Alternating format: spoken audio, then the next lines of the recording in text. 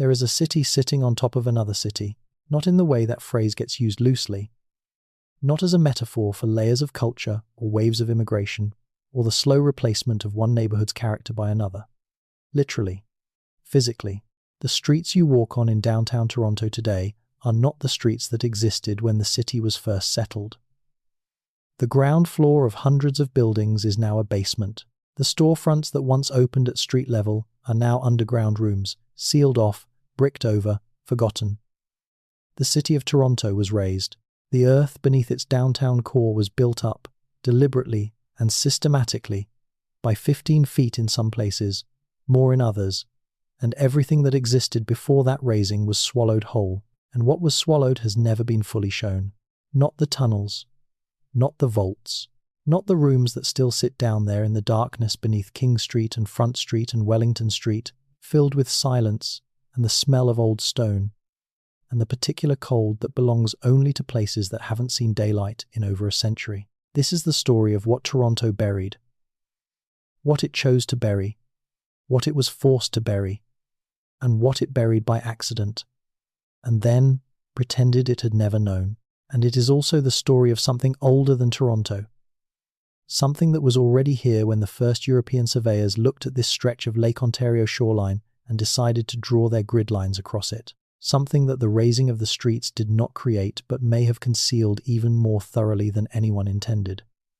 If you're watching this to fall asleep, that's exactly why I make these videos. Maybe subscribe and let me know where are you right now and what time is it. There is a way to understand a city that most people never use.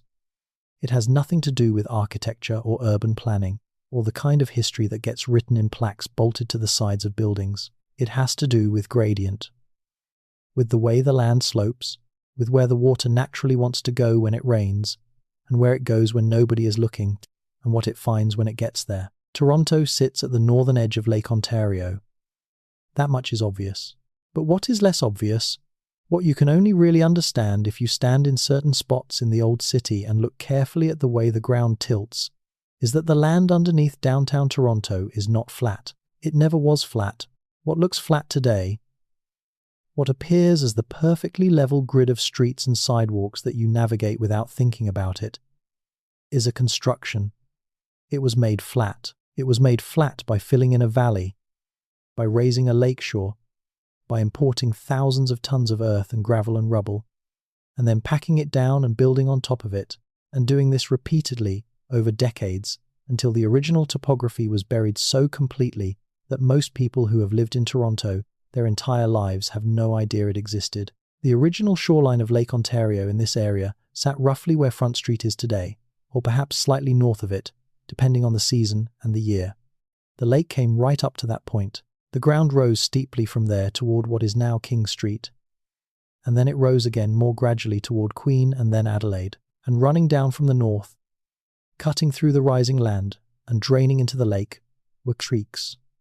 Several creeks. Creeks with indigenous names that the settlers replaced with English names, and then eventually replaced with nothing at all, because the creeks themselves were buried.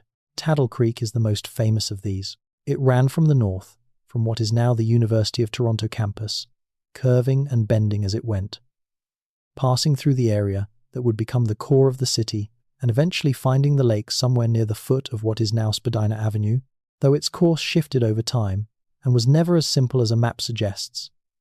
Tattle Creek fed marshes. It fed pools that collected in the low spots between the natural ridges of the land. It made the ground soft and wet in ways that both attracted the people who had been living here for thousands of years before European contact and would later cause enormous problems for the people trying to build a city. There was also Russell Creek, smaller, less celebrated, draining a different part of the early settlement's hinterland. There was a creek that the settlers sometimes called the Don's Western Branch, though it wasn't quite that. There were unnamed seasonal streams that appeared after heavy rains and vanished in dry summers, cutting temporary channels through the soft earth of the lakeshore plain. The whole area was, in the most literal sense, a wetland.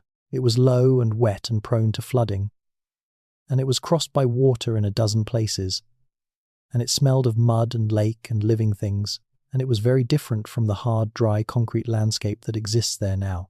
The people who knew this landscape best were the ones who had lived here before anyone from Europe arrived. The Anishinaabe and the Haudenosaunee, and before them others whose names and identities are still subjects of archaeological debate, all of them had relationships with this particular stretch of lakeshore that stretched back not decades or centuries but thousands of years. The word Toronto itself is derived from an older word, Tkaronto, which in some translations means something like the place where trees stand in the water, a reference to the fish weirs made of wooden stakes that were used to harvest the extraordinary abundance of fish in this part of Lake Ontario. The word describes a landscape. It describes a relationship between people and water and the living things that moved through both. And when the city that took that name for itself buried the water and buried the land beneath 15 feet of fill, it did not just change the topography, it erased a particular way of understanding what this place was. But we are getting ahead of ourselves. To understand what is beneath the streets of Toronto today, you have to understand how the streets got raised in the first place. And that story begins not with a grand plan but with a problem. A very simple, very persistent, very unpleasant problem that the early settlers of this place created for themselves almost immediately upon arrival. The problem was sewage. York, which was the name of the settlement before it became Toronto in 1834, was laid out in 1793 by Lieutenant Governor John Graves Simcoe on what he believed to be a suitable location for the capital of Upper Canada. He was working from a combination of military logic and geographic opportunity. The harbour formed by the long sand spit that would later be called the Toronto Islands was excellent. The land rose from the lake shore at a manageable grade. There was fresh water from the creeks. There was timber in abundance. And the location was defensible in ways that mattered in an era when the Americans to the south were a genuine military concern. What Simcoe did not fully account for, or perhaps simply accepted as a problem to be solved later, was the fact that the land he was building on was essentially a floodplain. It sat at the edge of a great lake. It was cut through by creeks and underlain by clay that held water rather than draining it.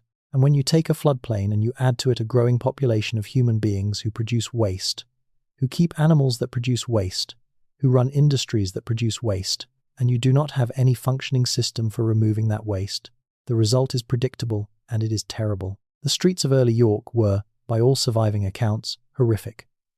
The mud was legendary. Not the kind of mud that is merely inconvenient, that clings to your boots and requires a scraper at the door. The kind of mud that swallowed cartwheels to their axles. The kind of mud that could take a horse up to its chest. The kind of mud that was not simply wet earth, but wet earth combined with everything that living creatures produce and discard, the entire biological output of a community that had no drainage, no sewers, no paving, and no clear plan for dealing with any of it. Visitors to York in its early decades wrote about the streets with a combination of horror and dark amusement that suggests the situation was genuinely astonishing, even by the standards of an era not known for its fastidious attitudes toward sanitation. Elizabeth Simcoe, the governor's wife, who kept a meticulous diary of her time in Upper Canada, and who was, by all accounts, a tough and observant woman not given to unnecessary complaint, noted that the roads around York were nearly impassable in spring. Other visitors were considerably less restrained. The mud of King Street and Queen Street and the other named arteries of the young town was a subject of ongoing public commentary and private despair. It was not simply an aesthetic problem. It was a genuine impediment to commerce, to movement, to the basic functioning of what was supposed to be a colonial capital. The solution that the growing town reached for, slowly and not all at once, but with gathering momentum through the first decades of the 19th century, was to raise the streets, to bring in material, to fill, to grade, to build up the level of the roads and eventually the level of the land beneath the buildings, and then to do it again when the raised level itself became problematic and the new mud covered the old mud and the cycle threatened to repeat itself. This was not unusual as a civic strategy in the 19th century. It was, in fact, the solution reached by almost every North American city that found itself in a similar situation, built too quickly on land that was not naturally suited to dense urban occupation. Chicago famously raised its entire downtown by several feet in the 1850s and 1860s, lifting buildings on jack screws while the streets were rebuilt beneath them. Boston filled in the Back Bay, converting tidal flats into some of the most expensive real estate in America. San Francisco filled in its waterfront. New York buried its streams and wetlands under fill brought from the debris of demolished buildings. The industrializing city of the 19th century had a particular relationship with the land beneath it, which was that the land was a problem to be managed, a substrate to be improved, an inconvenience to be overcome by the application of enough material and enough labor. Toronto did the same thing, but Toronto did it in a particular way, at a particular time, for particular reasons. And what it buried in the process was not just mud. The raising of Toronto's streets happened most dramatically in the period between roughly 1850 and 1880, though the process had begun earlier and would continue in certain areas well into the 20th century. The trigger, or one of the main triggers, was the railroad. The arrival of the first steam railway in Toronto in 1853 transformed the city's waterfront and created pressures that would reshape the entire downtown core. The railways needed flat land. They needed grade-level crossings. They needed access to the harbour for the transfer of goods between rail and ship. And when they arrived at the northern edge of the Toronto waterfront, they found land that sloped, that was wet, that was cut through by the remnants of creeks and the drainage channels that fed into the lake. The railway companies, acting with the confidence and the political power that railway companies possessed in mid-19th century Canada, simply filled it in. They brought in enormous quantities of material. They leveled what needed to be leveled. They buried what needed to be buried. And then they built their stations and their freight sheds and their switching yards on top of what they had created. But the railways did not stop at the waterfront.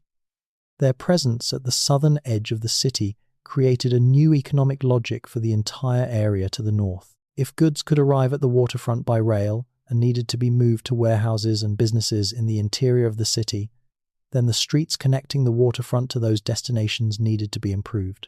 They needed to be raised to match the new level of the railway lands. They needed to be paved, or at least gravelled, or at least raised high enough that the seasonal flooding that regularly turned them into impassable swamps would no longer prevent the movement of commerce. And so the filling began in earnest. Not all at once, not according to a single coordinated plan, but block by block, street by street, with different property owners and municipal authorities contributing fill at different times and to different heights, until the cumulative effect was that the original ground level of the old city simply ceased to exist, buried under feet of new material. And what had once been the first floor of a building became a basement, and what had been an accessible ground floor storefront became a room accessible only by going underground. This is not speculation. It is documented. It is visible, if you know where to look. There are buildings in downtown Toronto where if you descend into what appears to be a normal basement, you find yourself in rooms that retain the architectural details of ground floor commercial spaces. Thick stone walls, high ceilings, bricked-up window openings set at what would have been street level, except that street level is now 6 or 8 or 10 feet above your head. Door frames leading to what are now sealed passages. Staircases that were once exterior steps leading up from the street to the entrance of a business, and which are now interior staircases leading from the buried floor to the raised floor that was built on top of it. These spaces are real. They exist right now. Beneath the streets of Toronto, some of them are still in use as storage rooms, as utility spaces, as the kind of forgotten lower levels that accumulate in old buildings like sediment. Some of them have been partially excavated and explored by historians and archaeologists and urban explorers with flashlights and a willingness to crawl through tight spaces and not think too hard about structural integrity. And some of them, in the oldest parts of the city, have never been formally documented at all. What was in those rooms when the streets were raised above them? What was left behind when the ground floor became the basement and the basement became something lower still? Furniture, sometimes. Equipment, stock. The accumulated material of businesses that were operating right up to the moment when the raising made them obsolete, or that simply found the transition too expensive or too disruptive and closed rather than adapt. Personal belongings, documents. The ordinary material residue of lives being lived in a city that was changing faster than its residents could fully comprehend. Most of this material has long since been removed, salvaged, rotted away, or simply lost in the general chaos of a growing city. But not all of it. The clay soil beneath Toronto is, in certain circumstances, remarkably preserving.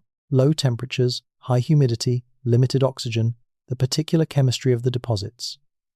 These conditions, in the right combination, can maintain organic materials for much longer than you might expect. And the stone construction of the oldest surviving buildings in the buried zone creates another kind of preservation. A dryish, stable environment within which certain things can persist. The tunnels are the most persistent feature of the buried city. Not the utility tunnels that run beneath any moderns, the conduits for electricity and gas and telecommunications and the various other systems that keep a contemporary urban environment functioning, though Toronto has those too, and they are extensive. The older tunnels. The ones that were built in the 19th century and the early 20th century for purposes that were sometimes practical and sometimes were something else entirely. Some of these tunnels connected buildings to each other, or connected buildings to the street in ways that ceased to make sense once the street was raised. When you raise the level of a street by 10 feet, the relationship between a building's interior and its exterior changes completely. What was once a direct ground-level connection between a basement and the street outside becomes something different, a connection between an underground space and a further underground space, a passage that no longer leads to daylight. Some of these passages were sealed when the raising occurred. Some of them were incorporated into the new configurations of the buildings above them, and some of them simply continued to be used for purposes that were not always recorded. The temperance movement and its opposite, the vibrant culture of drinking and sociability that the temperance movement was fighting against, between them created an extensive underground economy in Toronto through the second half of the 19th century and into the early 20th. The connection is not simple or linear, but it is real. When legal restrictions on the sale of alcohol were imposed, the trade did not disappear. And in a city that had, through the process of street raising, created an extensive network of underground spaces that were not clearly visible from above and not easily monitored by the people whose job it was to enforce the law, those spaces became very useful. There are stories, some documented and some existing only in the oral tradition of certain neighborhoods and certain families, about passages connecting hotels to other establishments, about cellars that opened onto other cellars through doorways in the walls, about an entire underground geography of commerce that existed in parallel with the official above-ground city, and served needs that the official city did not acknowledge. The Gooderham and Worts distillery complex in the east end of the old city, which is now a heritage site of considerable celebrity and houses, restaurants and galleries, and upscale commercial spaces in its beautifully preserved Victorian industrial buildings, sits on top of a basement and sub-basement system that has never been fully mapped. The distillery operated from 1832. It was, at various points in the 19th century, one of the largest distilleries in the British Empire. It produced enormous quantities of whiskey and other spirits, and beneath it, in the rock and clay of the Toronto lakeshore, it has rooms and passages that connected its operations both vertically and horizontally, in ways that even the people who work there today cannot fully account for. There is a particular section of the lower levels of the Gooderham and Worts site where the stone construction changes character, where the masonry shifts from the clearly industrial stonework of the 19th century distillery to something older and less immediately explicable. Local historians who have explored the site have noted this transition. The stones in this lower section are larger, they are fitted differently, with a different quality of craftsmanship, and they contain no clearly industrial purpose that corresponds to any known phase of the distillery's documented history. What they represent, whether they are an earlier phase of the distillery's own construction or something that predates the distillery entirely, is not definitively known. And this brings us to the question that is harder to answer and more interesting and more genuinely mysterious than anything we have discussed so far. Because the raising of Toronto's streets and the burial of the 19th century city beneath the 20th century city is a fascinating urban history story. But it is not, ultimately, the most puzzling thing about what lies beneath this ground. The most puzzling thing is considerably older. Before York, before Upper Canada, before the British military survey, before the French trading posts and missions that preceded British settlement.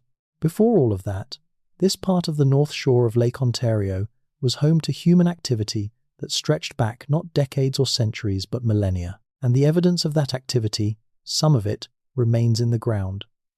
Some of it is well documented by archaeology, and some of it raises questions that the mainstream of Canadian historical scholarship has not fully resolved. Questions about who was here, what they built, how long they stayed, and what happened to them. The Iroquoian village site at Teiagon, located in what is now the neighbourhood of Baby Point in the west end of Toronto, has been known to archaeologists since the 19th century. It was occupied by Seneca people in the late 17th century, at a period of considerable political disruption and population movement caused by the Beaver Wars and the complex colonial politics of the Great Lakes region. But Teiagon was not the beginning of human occupation at this location. The site sat in a position that had been used by human communities for a much longer period, at a natural crossing point on the Humber River, on a route that connected the north shore of Lake Ontario to the interior of the continent, along what Indigenous peoples and later European traders knew as the Toronto Carrying Place. The Toronto Carrying Place was a portage route, a path that connected Lake Ontario to Lake Simcoe, and from there to the waters that eventually led to the upper Great Lakes and the vast interior of the continent. It was, in pre-contact and early contact times, one of the most significant travel corridors in the northeastern part of North America. Goods moved along it, people moved along it, information moved along it. It was used by communities whose histories stretched back far beyond the 17th century, far beyond the reach of any written record, and it was used continuously enough that it left traces in the landscape that are still detectable today if you know what to look for. The most significant of those traces is not actually at the carrying place itself. It is closer to the lake. It is in the area that would become the core of the city of Toronto, in the zone bounded roughly by the Don River to the east and the Humber River to the west, and extending north from the lake shore to perhaps 5 or 6 kilometers inland. Within this zone, archaeological surveys conducted over the past century have identified an extraordinary density of Indigenous occupation. Not a single site or a few scattered camps, but dozens of sites representing multiple time periods, multiple cultural traditions, and multiple types of land use, all layered on top of each other in the way that densely occupied landscapes accumulate their histories. Most of these sites date to the late woodland period, roughly 1000 to 1600 CE, and they represent the kind of semi-permanent village occupation that characterized Iroquoian culture in this period. These were communities that built longhouses, that practiced maize agriculture, that maintained sophisticated social and political structures, that traded over long distances and maintained relationships with other communities across a large geographic area. The traces they left are real and documented. Posthole patterns indicating the locations of longhouse walls, storage pits containing carbonized corn and beans, ceramic sherds in recognizable Iroquoian styles, the debris of daily life preserved in the clay. But the Iroquoian villages are not the oldest traces.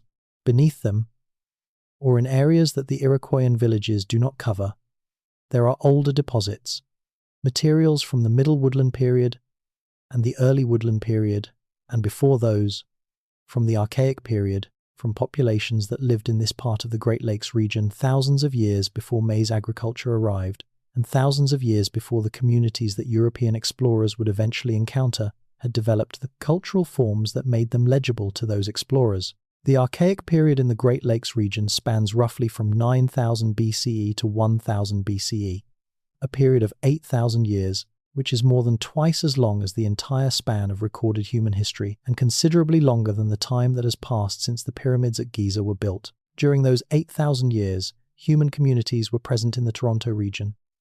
They hunted, they fished, with extraordinary sophistication, in waters that were far more productive than Lake Ontario is today. They gathered plant foods, they processed stone, they manufactured items that were traded across enormous distances, and they left traces in the ground that, when they have been found and studied, have consistently surprised the researchers who found them with their complexity, their evidence of long-term planning and social organization, and the questions they raise about how we understand the human history of this part of the continent. The question of what lies beneath the streets of Toronto is, then, not simply a question about Victorian basements and 19th century tunnels, though it is also that. It is a question about deep time, about the thousands of years of human occupation that preceded the city that is now visible, about what those thousands of years left in the ground, and about how much of what they left has been destroyed, buried, concealed, or overlooked by the process of building and then repeatedly rebuilding the city on top of it. Here is a fact that gets very little public attention. The downtown core of Toronto sits on top of what should, by any reasonable archaeological standard, be one of the most significant pre-contact Indigenous occupation zones in eastern Canada. The combination of lakeshore location, major river confluences, the Toronto Carrying Place corridor, the documented density of late woodland village sites, and the presence of earlier archaic deposits all point to a location that was intensively used by human communities for a very long time. And yet the downtown core has produced comparatively little formal archaeological investigation. The reason for this is not mysterious. It is the same reason that the subterranean history of Toronto in general has been underexplored. The ground is covered. It is covered by buildings and by streets and by the accumulated fill of a century and a half of urban development. To do archaeology in downtown Toronto, you have to wait for a construction project to open the earth, and then you have to move quickly because the construction schedule does not pause for archaeology, and the window in which you can observe and record and recover what the earth contains before it is buried again or disturbed beyond recognition is extremely narrow. There have been significant finds. The construction of various building projects in the downtown core over the past several decades has produced, in the small windows that archaeology had to work with, materials that establish the antiquity and the continuity of human presence here. Lithic scatters, the chipped stone debris left by tool-making activities, are common in contexts where the ground has been opened. Faunal remains, the bones of the animals that were hunted and processed, appear in sufficient quantities to establish that this was a place where intensive subsistence activities were carried out over a long period. Ceramic material, where it appears, can be typed and dated with reasonable confidence. But the most interesting finds are the ones that do not fit easily into the established typologies, the pieces of evidence that point toward activities or connections or cultural affiliations that the standard narrative of pre-contact Ontario does not account for. These finds are rarer, and they are more controversial, and they have a tendency to disappear into the administrative structures of the archaeological process in ways that make them difficult to follow up on. There is a story, not yet fully resolved, about features found during construction work in the area of the Old Street. Lawrence Market, the block bounded by Front Street to the north, King Street to the south, Jarvis Street to the east, and the remnants of what was once Market Street to the west. This area was, in the early years of York, the commercial and civic heart of the settlement. It contained the original market building, a jail, the first town hall, and the dense commercial activity that characterized the center of any growing colonial town. It was also, before any of that, a significant Indigenous gathering place. The lakeshore location, the proximity to the natural harbor, the access to the streams, and the carrying place. All of these made this a location that people had come to for a long time before the arrival of the colonists who named it. During construction work in the 1990s and 2000s that affected various properties in this block, archaeological monitoring was conducted as required by provincial law. What that monitoring revealed, in several places, was a stratigraphy that went considerably deeper than expected, with material in the lower levels that predated not only the colonial occupation but the late woodland Iroquoian occupation that preceded it.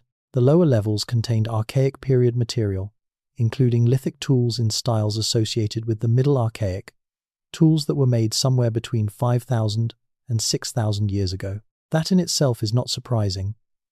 Archaic material is found across the Toronto area. What was somewhat more surprising was the spatial concentration and the context in which this material appeared. The distribution of the material in the areas where it was found suggested not the kind of dispersed scattering you would expect from people moving through a landscape and occasionally dropping things, but the kind of concentrated deposit associated with a place that people returned to repeatedly.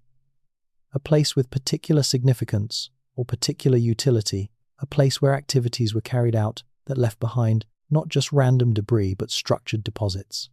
The word structured is important in archaeological contexts. A structured deposit is one where the arrangement of the material reflects deliberate choices about what to leave where, rather than the random accumulation of waste. Structured deposits can represent offerings. They can represent the careful disposal of materials associated with specific activities. They can represent, in some interpretations, the marking of significant places in ways that were meaningful to the people who created them. And structured archaic period deposits in the middle of what would become downtown Toronto are genuinely difficult to explain within the standard framework of how people were using this landscape 6,000 years ago.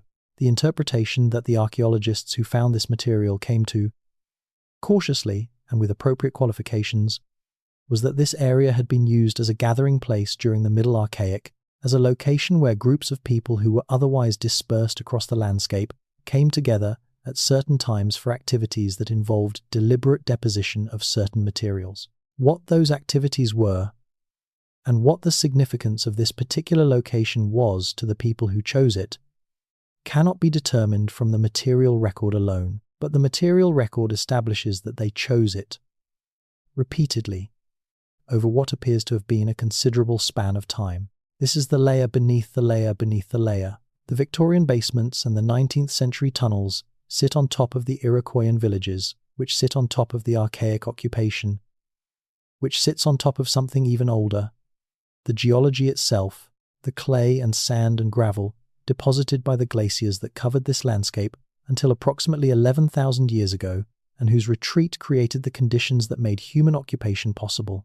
And the geology itself is interesting. The clay that underlies much of downtown Toronto, the deposit known as the Lader clay, or the Lake Iroquois clay, depending on which phase of post-glacial history you are referring to, is a material with peculiar properties. It was deposited in a body of water, glacial Lake Iroquois, that occupied much of the Lake Ontario basin at a higher level than the current lake immediately after the retreat of the glaciers.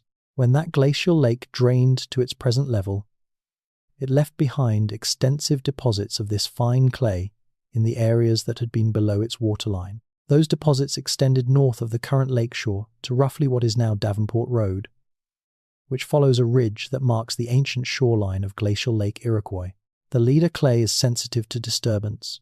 It is the kind of geological material that can fail catastrophically if disturbed in certain ways, becoming almost liquid when the internal structure that holds its particles together is broken down. It has caused engineering problems throughout Toronto's history, particularly during subway construction and during the development of foundations for large buildings. It is also, under stable conditions, remarkably preserving of organic materials, the same properties that make it problematic for engineers.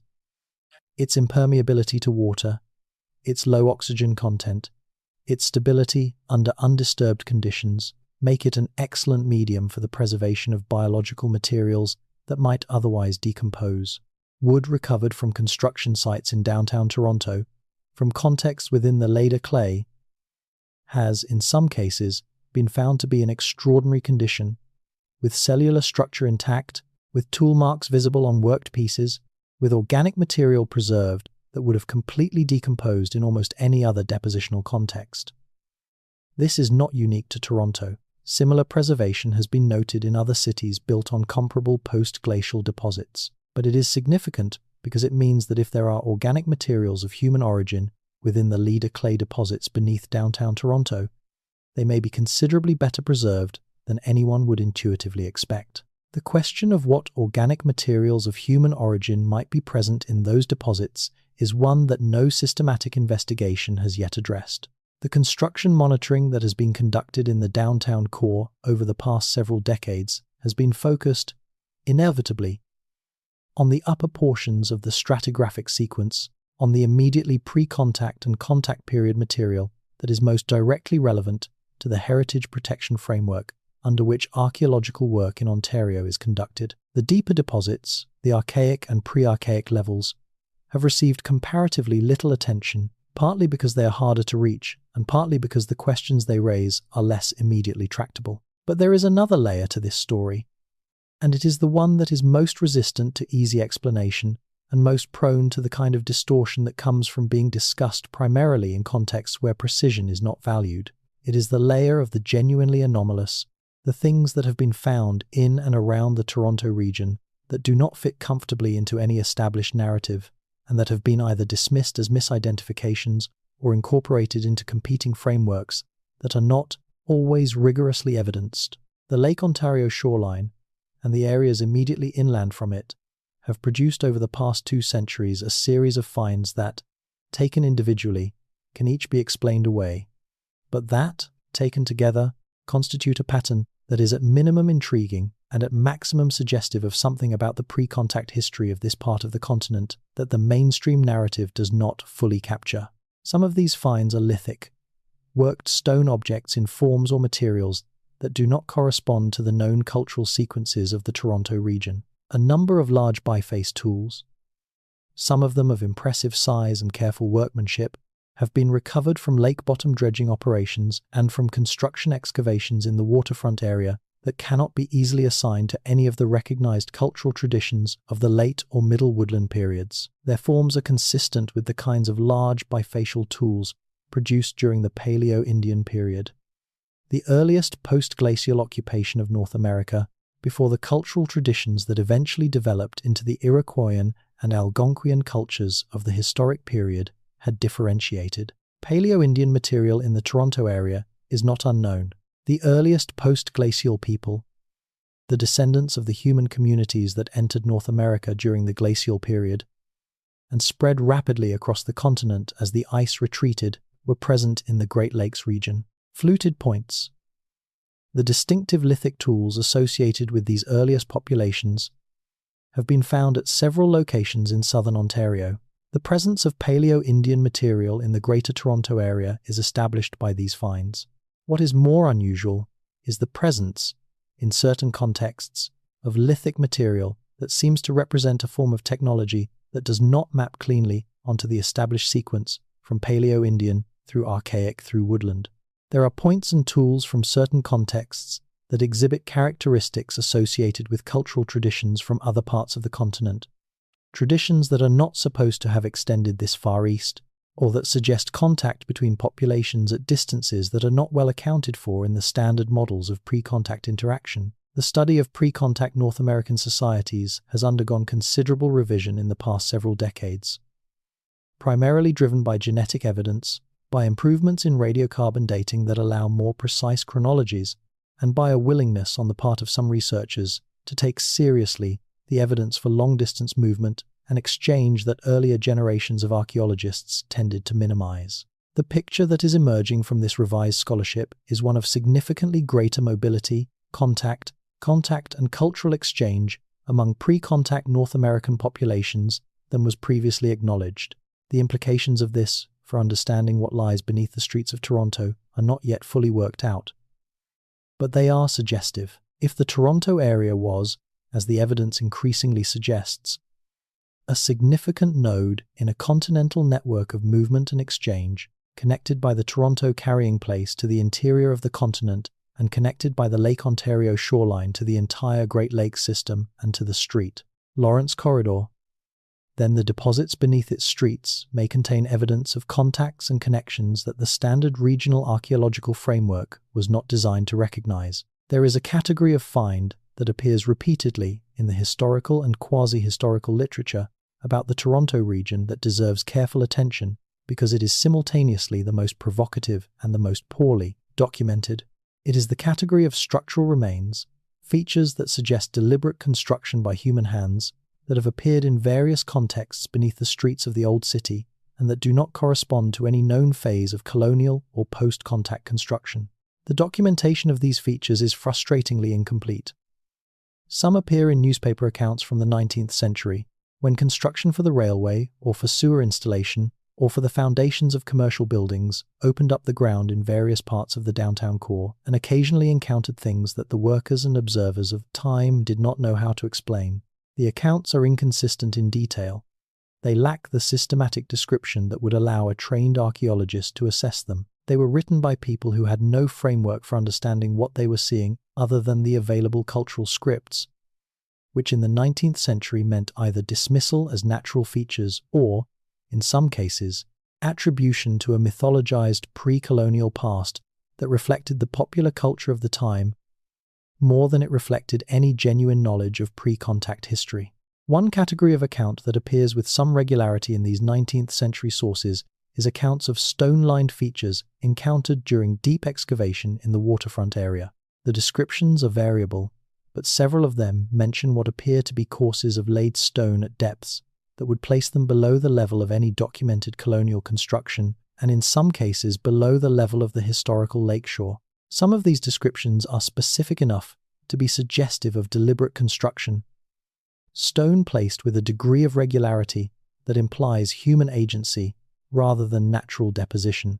Others are vague enough to be compatible with natural geological features that might appear regular to an untrained observer.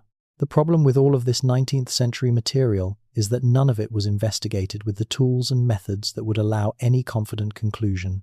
The features that were noted incidentally in the course of work that had no interest in them by observers who lacked the training to describe them precisely, and they were typically destroyed or buried again before anyone with relevant expertise could examine them. The historical record contains the impression that something was there, but it does not contain the information necessary to determine what that something was. More recent construction monitoring has occasionally produced features that do not fit the expected pattern. There are accounts, not in published academic literature, but in the grey literature of archaeological consulting reports that are technically public documents but are not widely circulated, of anomalous features encountered during construction monitoring in the downtown core that were recorded but not fully analysed, that were photographed and described in the monitoring reports, but that, in the judgment of the archaeologists conducting the monitoring, did not rise to the level of significance required to trigger the more intensive investigation that would delay the construction project. This is a structural problem with the way heritage protection works in a city like Toronto. The archaeological monitoring that is required during construction is conducted under significant time pressure by consulting archaeologists who are working within a regulatory framework that has specific thresholds for what constitutes a significant find requiring more intensive response. Features that are ambiguous, that do not clearly fall into recognized categories, that might be significant but whose significance cannot be quickly established, tend to be recorded and passed by, rather than held for more detailed analysis. The construction schedule does not pause. The earth is covered again, and the potential significance of what was found, or not quite found, is a matter that gets deferred indefinitely. There is a scholar, a retired archaeologist who spent most of her career working in the Ontario provincial system before moving to a university position from which she has since retired, who has spent the past decade assembling the grey literature from archaeological monitoring projects in downtown Toronto, trying to construct a comprehensive picture of what the accumulated evidence actually shows. She has, by her own account, found the process deeply frustrating, not because the evidence is absent, but because it is scattered across dozens of reports written in varying levels of detail, using different descriptive conventions, organized by parcel and by project rather than by stratigraphy or by geographic area, and never synthesized into a form that would allow anyone to see what the whole record actually shows. Her preliminary findings, presented at a couple of regional archaeological conferences and circulated in draft form among colleagues, suggest that the accumulated evidence from downtown Toronto construction monitoring is considerably more interesting than any single project report would suggest. She has identified a pattern of deep anomalous features encountered below the colonial occupation levels and below the clearly identifiable pre-contact occupation levels that appear with greater frequency than would be expected if they were simply random natural features. She has noted that these features tend to cluster in particular areas, specifically in the zone close to the old lakeshore and along the routes of the buried creeks, and she has pointed out that the limited radiocarbon dating that has been done on materials from these contexts has, in a few cases, produced dates that are unexpected given the apparent stratigraphic context. She is careful in her language. She does not claim that these features represent anything specific or that the pattern she has identified has a specific explanation. What she claims, and what seems reasonable on the evidence she has assembled, is that the ground beneath downtown Toronto contains more than is currently understood, that the evidence for its pre-contact history is both more extensive and more complex than the standard narratives suggest, and that a systematic effort to synthesize the existing monitoring data, combined with targeted investigation in areas where the evidence is most concentrated, would likely produce findings of significance. That systematic effort has not been funded. The reasons are not sinister. They are bureaucratic and economic and reflective of the particular way in which academic archaeological research intersects with urban development pressures and heritage protection frameworks. But the result is that one of the most densely occupied archaeological zones in eastern Canada, the ground beneath the oldest part of one of the largest cities in the country, remains substantially uncharted.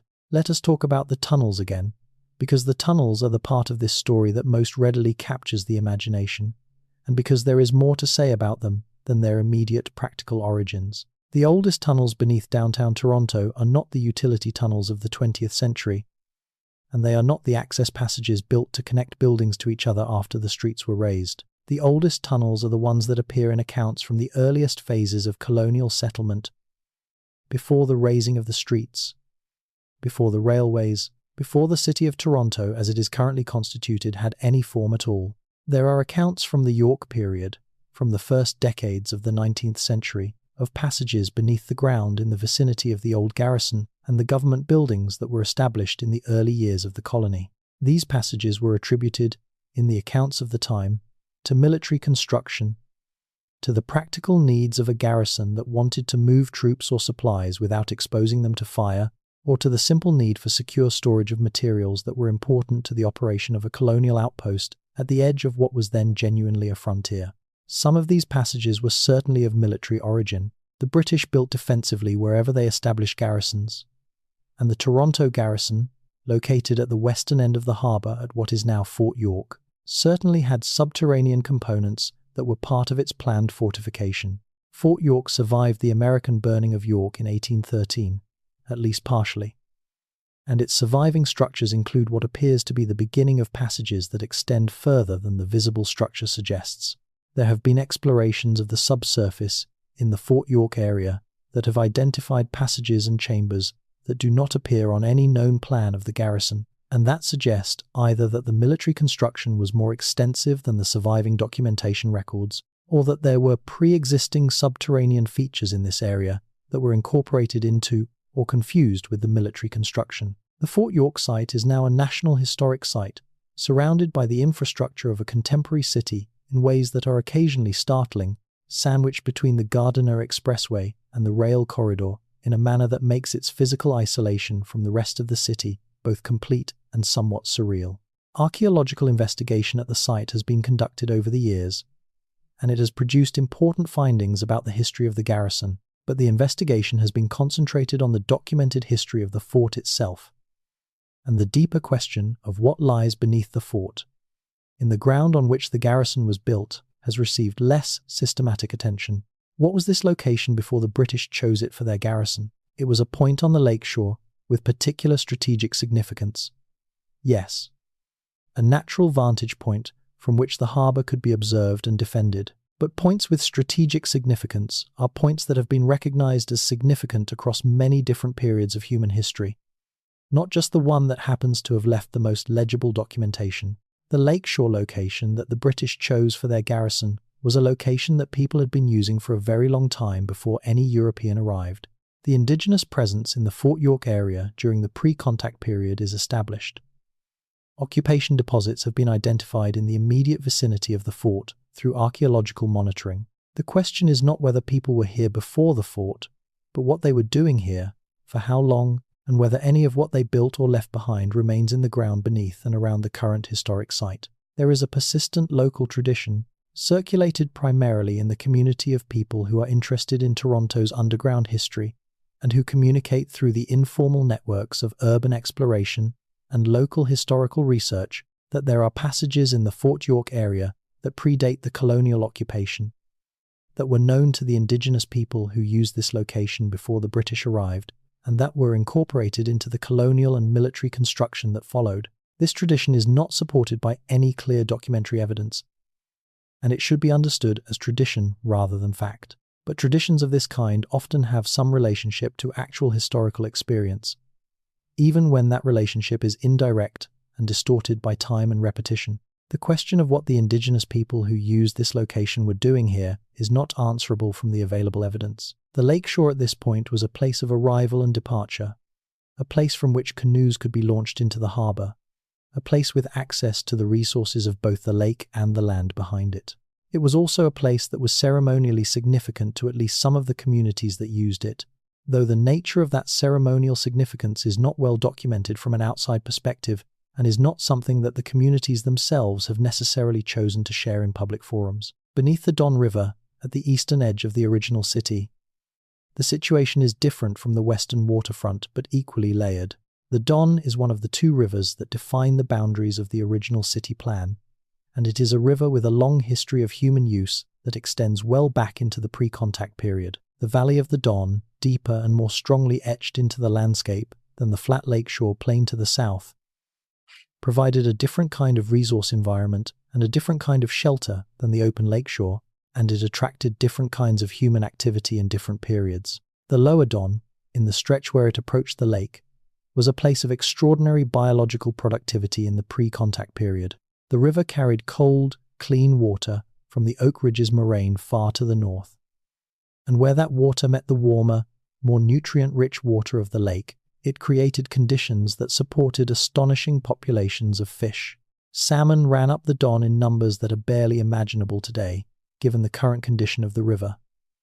Passenger pigeons darkened the sky above the valley during their seasonal migrations. The combination of fish, birds, mammals, plants, and the fresh water of the river made the Don Valley one of the most food-productive environments in the entire northern Great Lakes region. People knew this. People had known it for a very long time.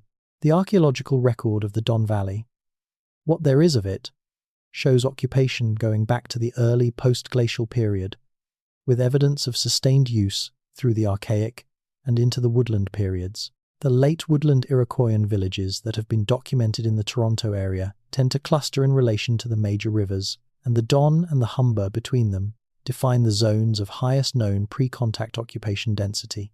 What the Don Valley also contains, or contained before urban development reshaped it so thoroughly, were features of the landscape that had particular cultural significance. Springs where cold water emerged from the ground year-round, places of gathering that would have been important reference points in the landscape for any community traveling through the valley. Specific river crossings where the combination of water depth and bottom character made fording possible at certain times of year. Geological features, exposures of particular types of stone, outcrops of material with utilitarian or spiritual significance. Some of these features are buried now beneath the ravines and the parkland that the Don Valley contains in its lower reaches, and beneath the industrial and urban development that occurred through the 19th and 20th centuries. The valley was used heavily for industry, for tanning and milling, and the various extractive processes that a growing city needed. And those industrial uses left their own deposits on top of and mixed with the earlier ones. There is a particularly interesting zone in the lower Don Valley, in the area where the river once meandered through the flat ground before reaching the lake, an area now occupied by the port lands and the various industrial and commercial developments that have accumulated on the made land of the eastern waterfront. This area was subject to extensive modification in the early 20th century, when the mouth of the Don River was straightened and channelized and the flood-prone flatlands around it were diked and filled to create usable land. In the course of that modification, there was significant disturbance of the earlier deposits, both the colonial period accumulations and whatever pre-contact materials lay beneath them. The straightening of the Don in the 1920s and 1930s was an engineering project on a large scale, and like most large engineering projects of that era, it was conducted without systematic archaeological oversight. Workers encountered things in the course of that work, things that were noted in some cases in contemporary accounts but were not systematically documented or preserved. The accounts that survive mention organic deposits at depth, evidence of what appear to have been fish weirs in the old riverbed, structures of wooden stakes that had been preserved in the anaerobic conditions of the river bottom sediments and that were exposed during dredging operations before being destroyed or simply reburied under the new configuration of the Ike, channelized river. Fish weirs are not glamorous archaeological finds. They are not the kind of thing that generates popular excitement in the way that a burial or a cache of artifacts might, but they are, in their own way, extraordinary. A fish weir is a structure built by a community over time, requiring sustained collective labor and maintained knowledge of how to construct and repair it. The fish weirs that were historically documented at the Lake Ontario shoreline, and that gave Toronto its original name, were features of a sophisticated subsistence technology that had been developed over a very long period that represented a form of ecological management as much as simple harvesting, and that encoded knowledge about fish behavior and hydrology and material technology that had been accumulated over generations. The fish weir structures that were disturbed during the channelization of the Don were structures that might have been many hundreds of years old at the time they were encountered. The wood from which they were constructed was preserved in the anaerobic riverbed sediments, in the way that such wood is sometimes preserved, in a condition that was fragile, but that potentially retained evidence of when the wood was cut and how it was worked and what it was made of. None of that evidence was recovered. It was lost, as so much evidence of the pre-contact history of this place has been lost, not through malicious destruction, but through the simple priority system of a growing city that had other things to attend to. The current plans for the Portlands, the area that occupies much of the former mouth of the Don and the lands immediately to the east of it, involve an ambitious reconfiguration of the waterfront that includes the renaturalization of the Don River mouth, the restoration of something closer to the original wetland conditions that existed at this location before the colonial period, and the creation of a new urban neighborhood on the made land of the former industrial area. Environmental assessment and archaeological assessment have been conducted as part of the planning process, and they have produced findings of interest, including evidence of the original pre-modification stratigraphy in certain areas and some indication of the nature and extent of the pre-contact deposits in the zones that were not completely disturbed by the 20th century. Channelization. These findings are carefully hedged, presented in the cautious language of regulatory archaeology, and they do not make claims that go beyond what the evidence directly supports, but they point in the same direction as the other evidence we have been examining. This was a place of intensive and sustained human use for a very long time, before the city of Toronto came into existence, and the traces of that use are not entirely gone, not completely buried, not fully erased even by the extraordinary transformation that the colonial and post-colonial city imposed on this landscape. The raising of the streets of Toronto, which is where we began, can be understood as one event in a much longer sequence of events, all of which involve the covering and modifying and transforming of this particular piece of land. The glaciers covered it, then retreated. Glacial Lake Iroquois covered it, then drained. The Don and the Humber and the buried creeks shaped it, then were themselves buried or altered. Pre-contact communities used it, built on it, modified it in their own ways, then moved on or were displaced or were incorporated into the new populations that arrived. The colonial settlement covered it with its own layer. The raised streets covered the colonial settlement. The 20th century city covered the raised streets. And now the 21st century city is in the process of covering parts of the 20th century city with its own new layer. Each of these coverings preserved something of what lay beneath. The chemistry of preservation is capricious, and what survives and what does not is not always predictable or reasonable. But the accumulated record in the ground beneath the streets of a city that is only 200 years old but sits on landscape that has been occupied for 12,000 is extensive, it is underexplored, and it contains, without any doubt, things that we do not yet know about. The question that is perhaps most interesting to ask, given everything that we have discussed, is not what is down there, but why it matters. Why does it matter that beneath the streets of a 21st century North American city, there are Victorian basements and 19th century tunnels and Iroquoian village deposits and archaic structured deposits and perhaps, somewhere deeper still, evidence of human activities at this location during the earliest post-glacial period? Who is served by knowing this? What changes if we know it? The most obvious answer is that it changes the story we tell about this place. The dominant narrative of Toronto's history begins, implicitly or explicitly, with the colonial foundation, with Simcoe's survey and the establishment of York and the growth of the settlement into a city and eventually a metropolis. In this narrative, what came before the colonial foundation is context, background, a prehistory in the literal sense, something that happened before the story starts. The raising of the streets is a detail in the urban history of the colonial city. An interesting story about Victorian sanitation and railway development. The buried tunnels are a curiosity, a fodder for ghost tour narratives and urban legend. But if you take seriously the evidence for the depth and the continuity and the complexity of human occupation of this location across 12,000 years, the colonial foundation stops looking like the beginning of a story and starts looking like a middle chapter, one particular moment in an ongoing relationship between human communities and a specific piece of landscape.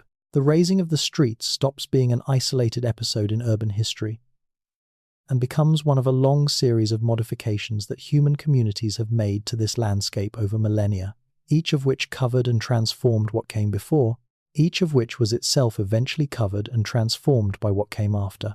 This is not simply an exercise in perspective, it has practical implications. Heritage protection in Canada, and specifically in Ontario, is structured around particular categories of significance. Pre-contact archaeological sites have a certain kind of protection. Colonial era-built heritage has a certain kind of protection. The two frameworks are different, and they operate in different institutional contexts, and they have different political and legal histories. But the ground beneath downtown Toronto does not organize itself according to these categories. It is a single continuous stratigraphic sequence in which the pre-contact deposits and the colonial deposits and the post-colonial deposits are all present together, layered on top of each other, sometimes mixed by later disturbance, all containing evidence of the human history of this place. A heritage framework that treats these layers as categorically distinct, that responds to pre-contact material with one set of procedures and to colonial material with another set, and to the industrial era deposits with a third set, is a framework that is not well suited to understanding or protecting the actual archaeological record of a place like downtown Toronto, and a heritage framework that operates primarily through the reactive monitoring of construction projects, responding to what development happens to expose rather than proactively investigating what is there, is a framework that ensures that the understanding of this record will always be incomplete and that the losses will always be greater than the recoveries. There is a broader question here about the relationship between a city and its own history, about what a city owes to the people who lived on its land before it existed and to the evidence they left behind. Toronto has been engaged for several decades in a gradually deepening reckoning with the Indigenous history of the place.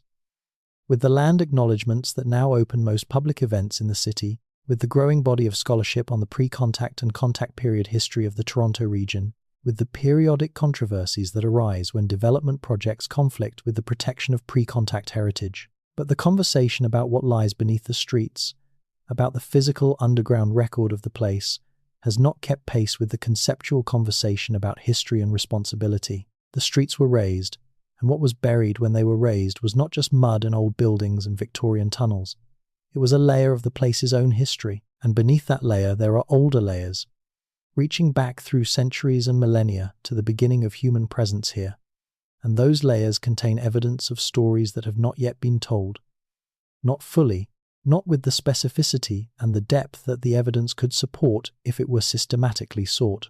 The most interesting thing about what lies beneath the streets of Toronto is not any specific object or feature or tunnel. It is the totality of what is there, the accumulated physical record of 12,000 years of human relationship with a particular piece of landscape.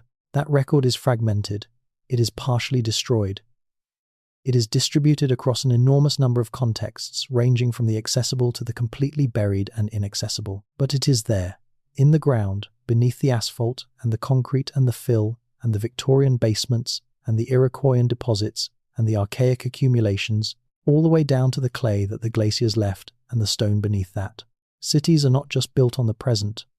They are built on everything that came before the present, on the accumulated decisions and events and lives of every community that ever occupied the same ground. Toronto is an unusually clear example of this, because the process by which it was built, the filling and the raising and the covering, is unusually well documented in certain respects and unusually anomalous in others. But every city that has existed for any length of time on ground that was occupied before it, and that is almost every city, sits on top of this kind of layered history. The question of what lies beneath is always, ultimately, the question of who was here before and what they left and what we owe to the memory of their presence. The streets of Toronto were raised by 15 feet. What is beneath them has never been fully shown. And what is beneath them, going all the way down through the 12,000 years of this place's human history, has never been systematically sought. The ground is there. The evidence is in it. And the story that evidence could tell is one that would change the way this city understands itself, if anyone were willing to look. There is a building that stands on the corner of King Street East and Jarvis Street that most people who walk past it every day understand to be an old building and nothing more. It is a brick commercial building, late 19th century in its surviving fabric, with a street-level facade that has been modified several times over the decades and a set of upper floors that retain more of their original character. The building has had multiple occupants over its history. It has been a hotel, a commercial establishment, a professional office building, and various other things. It is not architecturally significant in the way that the designation system in Toronto uses that term. It does not appear on any heritage register. It is not a landmark. What it has, in its basement, is a set of rooms that do not appear in any record of the building's construction or any subsequent documentation of its modifications. These rooms are not secret in the conspiratorial sense. They are simply rooms in an old building that nobody has paid attention to for a very long time. They have stone walls, the kind of coursed rubble masonry that was used for foundations and basements in the Toronto area in the mid-19th century. They have high ceilings, higher than any basement room would need to be, which is a characteristic consistent with the interpretation that they were originally ground floor rooms that became basement rooms when the street level was raised above them. They have, in one wall, a bricked-up opening that appears to have been a window, set at a height that would have been consistent with a ground floor window if the current basement floor is taken as the original ground level. And they have, in one corner, a passage that extends horizontally into the wall, and that, when examined with a flashlight, appears to continue for some distance before the light from a flashlight held at the entrance becomes too weak to illuminate anything further. What is at the end of that passage is not known. It has not been investigated. The building's current occupants are aware of it, in the general sense that they are aware of all the features of the building's lower levels, but they have not investigated it, and they have not commissioned any investigation of it. This is not unusual. Buildings of this age, in this part of Toronto, commonly have features in their subterranean levels that are not fully documented or understood. The investigation of these features would cost money and take time and raise complications, both practical and regulatory, that the building's owners have no particular reason to take on. The passage in the corner of the basement room is simply a feature of an old building, interesting if you happen to be interested in such things, and not particularly interesting if you are not. But if you are interested, the passage represents a possibility. Passages like this one, in basements like this one, in buildings of this period in this part of Toronto, could connect to other passages, to other basements, to the network of underground spaces that the raising of the streets created and that subsequent construction and modification elaborated. They could also, in the right conditions, extend deeper than the 19th century basement level into the pre-construction deposits, into the layers that were already there when the first colonial buildings were erected on this ground. The people who excavated for the foundations of the first buildings in York in the 1790s and 1800s were digging into ground that contained whatever was there from the pre-colonial period. They were not archaeologists. They were not looking for evidence of previous occupation. They were digging foundations and filling cellars and doing the practical work of construction. Whatever they encountered in the process of that digging, they would have treated as material to be dealt with rather than evidence to be preserved. Stone was useful. Wood might be used or set aside. Other material, including any deposits associated with pre-contact occupation, would simply have been removed or incorporated into the fill. But the ground beneath those earliest foundations, the ground that was never excavated in the course of colonial construction because it was below the level needed for any structural purpose, that ground is still there. Under the first layer of colonial construction is the pre-contact record. Whatever was deposited here over the thousands of years before the first York building broke ground, and some of that record, in the stable, low oxygen, high humidity conditions of the deep urban subsoil, may be in better condition than anyone has had the opportunity to assess. There is an archaeological concept called urban stratigraphy that refers to the specific characteristics of the stratigraphic sequence in long-occupied urban areas. Urban stratigraphy is typically complicated by the repeated disturbance and redeposition that urban construction creates over time.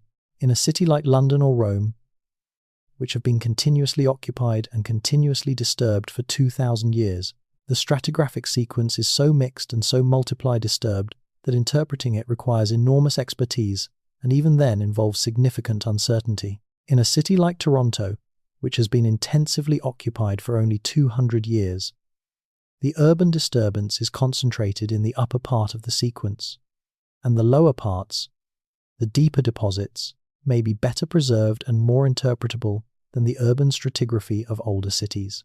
This is a genuine advantage. The comparative youth of Toronto as a colonial city means that the 12,000 years of pre-colonial history beneath its streets have been disturbed for a shorter period of time and in a less radical way than would be the case in a European city of comparable modern size. The evidence of the deep past is more likely to be present and more likely to be interpretable than in many other urban contexts. The challenge is access. To investigate the deep deposits, you need to get through the upper layers. In an urban context, that means going through buildings, through basements, through the accumulated infrastructure of a city that has been continuously added to for 200 years.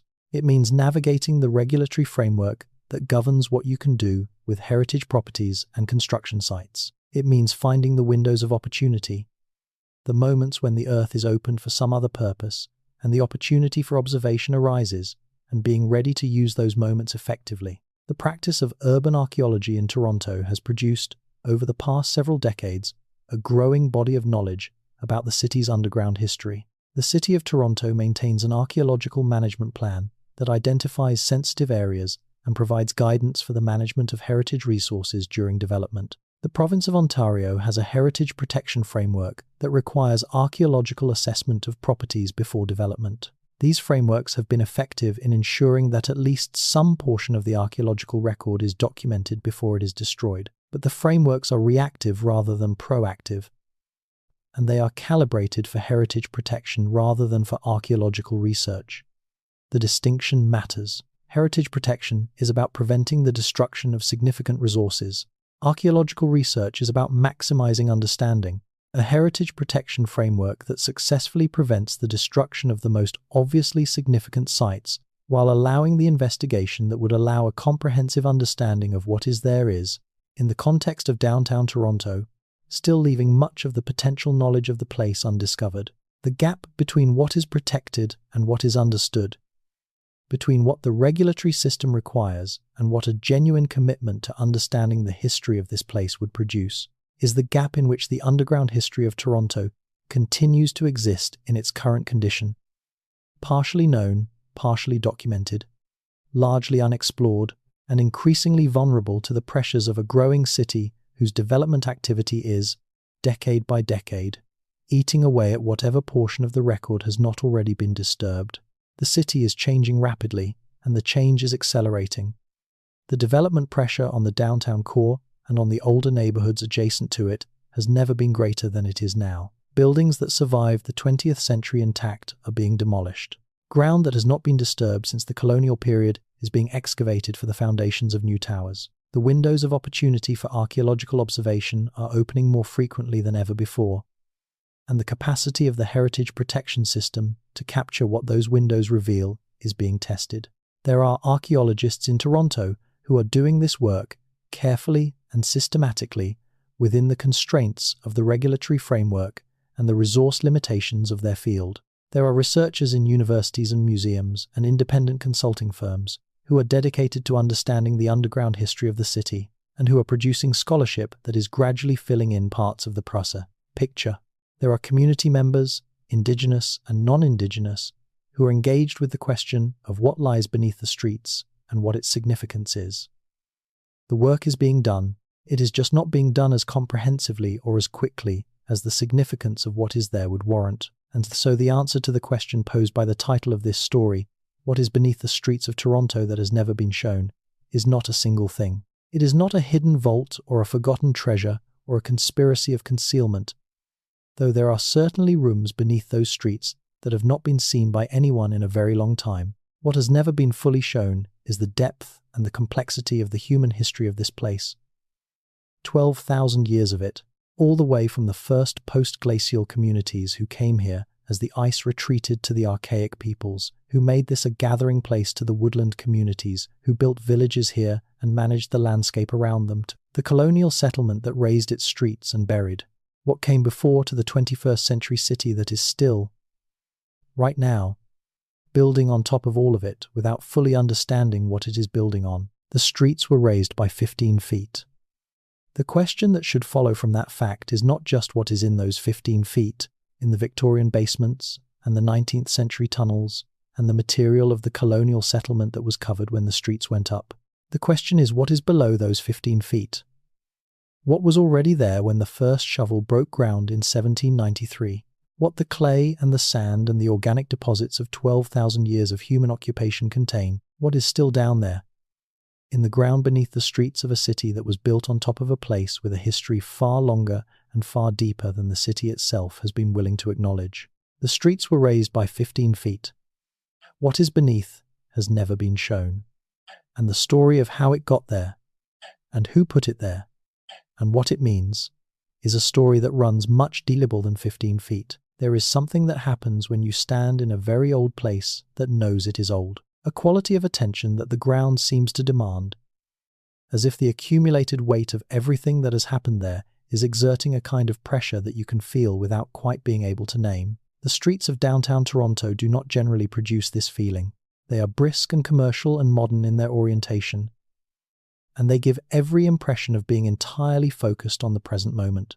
But if you know what to look for, if you understand the topography that the raised streets conceal, if you can read the relationship between the grade of the land and the level of the lake and the buried courses of the creeks, the city begins to feel different. It begins to feel like what it is, a surface, a most recent layer, the visible face of something much deeper and much older and much more complex than the city itself has yet found ways to understand.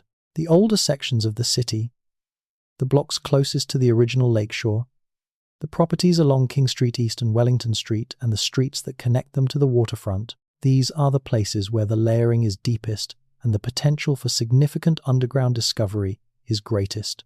These are also the places where development pressure is most intense, where the value of the land drives the urgency of construction and the brevity of the windows in which archaeological observation is possible. The race between understanding and development is one that development is, in most places and most times, winning. Not through malice, but through economics and urgency, and the simple reality that a city must grow and grow quickly, and cannot pause for archaeology in every block it touches.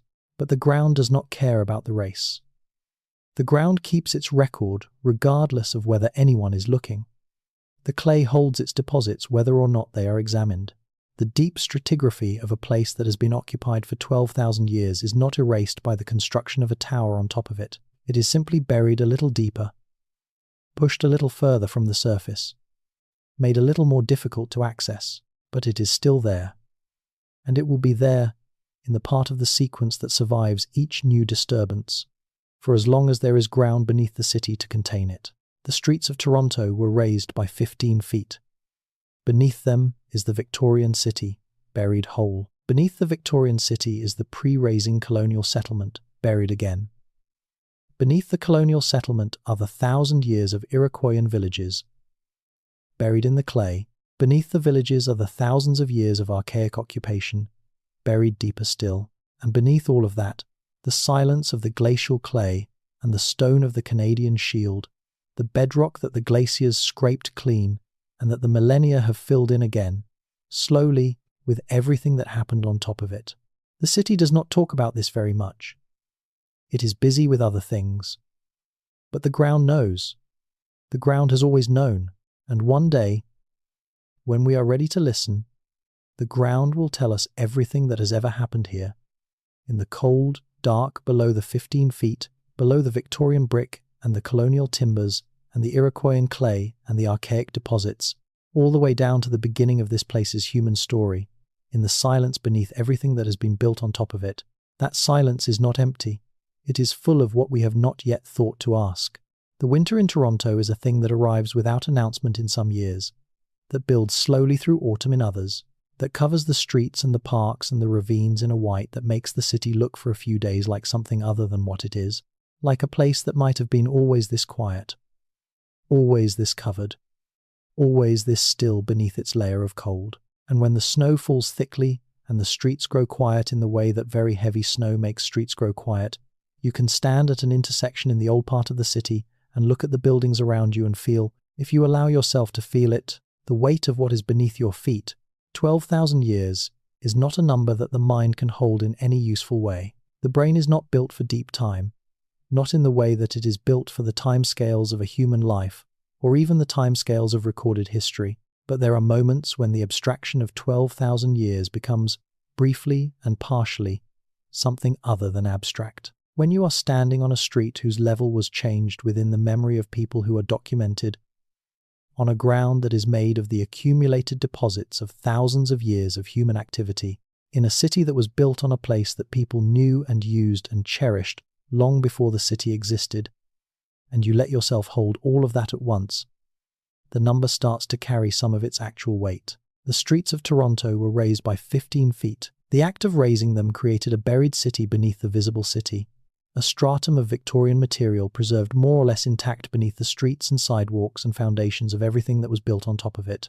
That buried stratum is genuinely remarkable, genuinely underexplored, and genuinely significant for what it reveals about how this city came to be the way it is. But what is more remarkable, and more underexplored, and more significant for what it could reveal about this place and its long human history, is everything that lies beneath the Victorian stratum.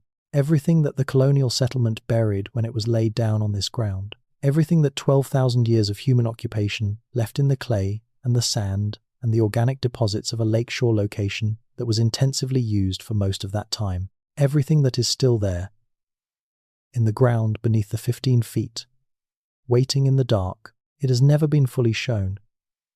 It may not be fully showable, given the scale of what the city has built on top of it, and the pace at which the city continues to build, but it is there. And the story of what happened here, the full story, not just the 200 years of colonial and post-colonial urban history, but the 12,000 years of human presence on this specific piece of landscape, is a story that no one has yet found a way to fully tell.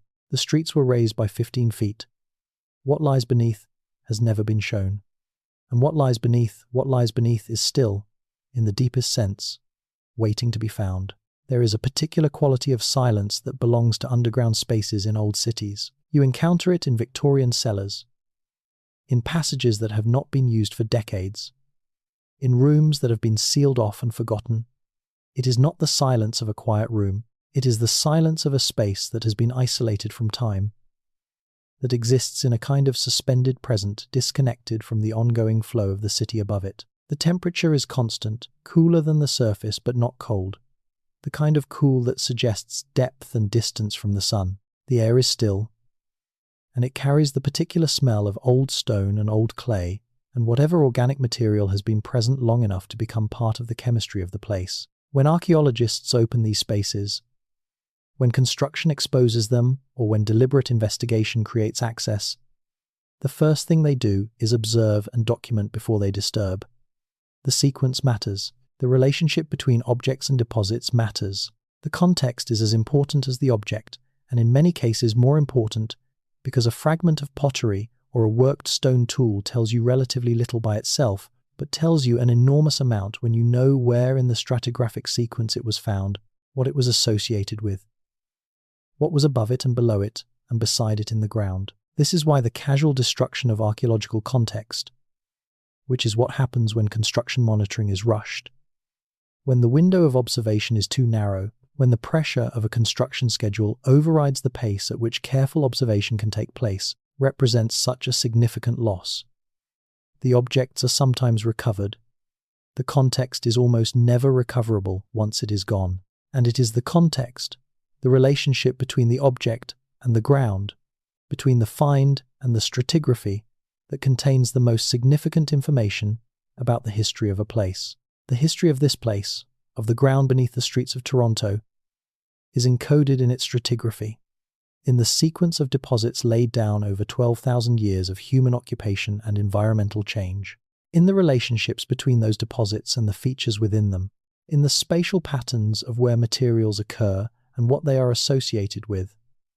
All of that information is physical. It is in the ground. It is available to be read by people with the right training and the right tools, as long as it has not been destroyed. Some of it has been destroyed. The process of building and rebuilding a city over 200 years necessarily destroys archaeological context in the zones where construction has occurred. But not all of it.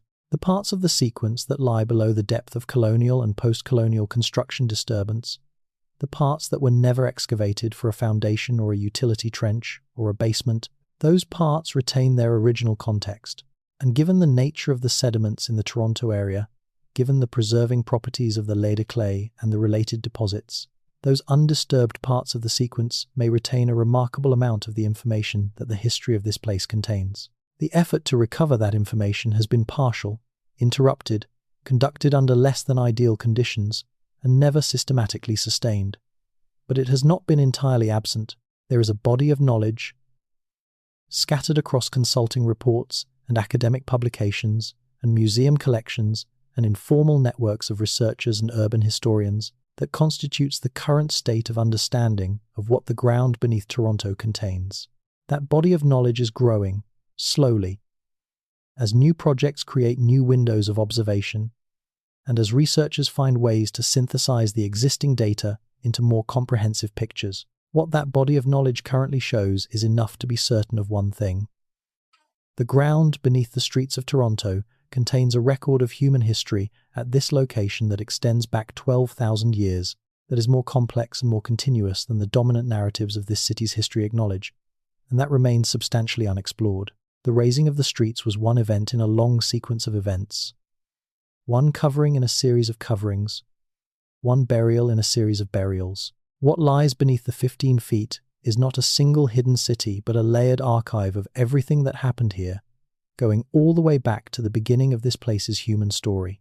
And that story, the full story, is the one that has never been shown. It would be easy, listening to all of this, to conclude that what is needed is an excavation. A large, systematic, funded, professionally staffed excavation of some portion of the downtown core, conducted with the full toolkit of contemporary archaeology and the full commitment of the relevant institutions. And that would not be wrong. An excavation on that scale would produce findings of extraordinary significance. It would transform our understanding of the pre-contact history of the Toronto region. It would provide a far more complete picture of the raising of the streets and the buried Victorian city. It would, in all likelihood, raise as many questions as it answered, which is what significant archaeological investigation always does. But excavation is not the only tool available, and in a dense urban environment it is rarely the most practical one. There are methods of investigation that do not require opening the ground at all, that use geophysical techniques to image what is below the surface without disturbing it. Ground-penetrating radar can identify buried features, changes in the density or composition of deposits, the presence of structures or voids below the surface. Electrical resistivity tomography can map subsurface conditions over large areas. These methods are not as detailed as excavation. They cannot provide the full context that excavation provides, but they can identify where the most significant deposits are concentrated and guide the more targeted excavation that would follow. There are also archival methods. The historical record of Toronto, incomplete and partial as it is in many respects, is a rich resource for understanding what was, where and when. Construction records, insurance maps, newspaper accounts, the records of the various municipal bodies that have overseen the development of the city, all of these contain information that is relevant to understanding the underground history of the place. The systematic mining of this archival record for information about subterranean features, combined with the systematic synthesis of the existing grey literature from archaeological monitoring projects, would in itself produce a significantly improved understanding of what is beneath the streets without any new fieldwork at all. And there are the spaces themselves, the accessible portions of the buried city, the Victorian basements and cellars and passages that are part of still-standing buildings, represent a resource that has not been systematically documented. A systematic survey of accessible underground spaces in the oldest parts of downtown Toronto, conducted by trained observers with appropriate documentation equipment, would create a map of what is visible and accessible in the buried city that does not currently exist. Such a survey would identify the most significant surviving spaces, would establish the character and the extent of the Victorian underground, and would provide a foundation for understanding what lies beneath the Victorian level. None of these things require the disruption of the construction process, or the delay of development projects, or the kind of massive institutional commitment that a large-scale excavation would demand.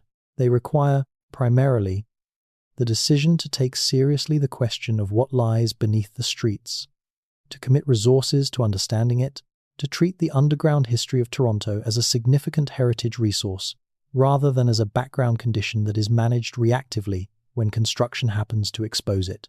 That decision has not yet been fully made. It is approached, in various ways, through the existing heritage protection framework and through the research activities of individual scholars and institutions, but it has not been made in the comprehensive way that the significance of the resource would seem to warrant.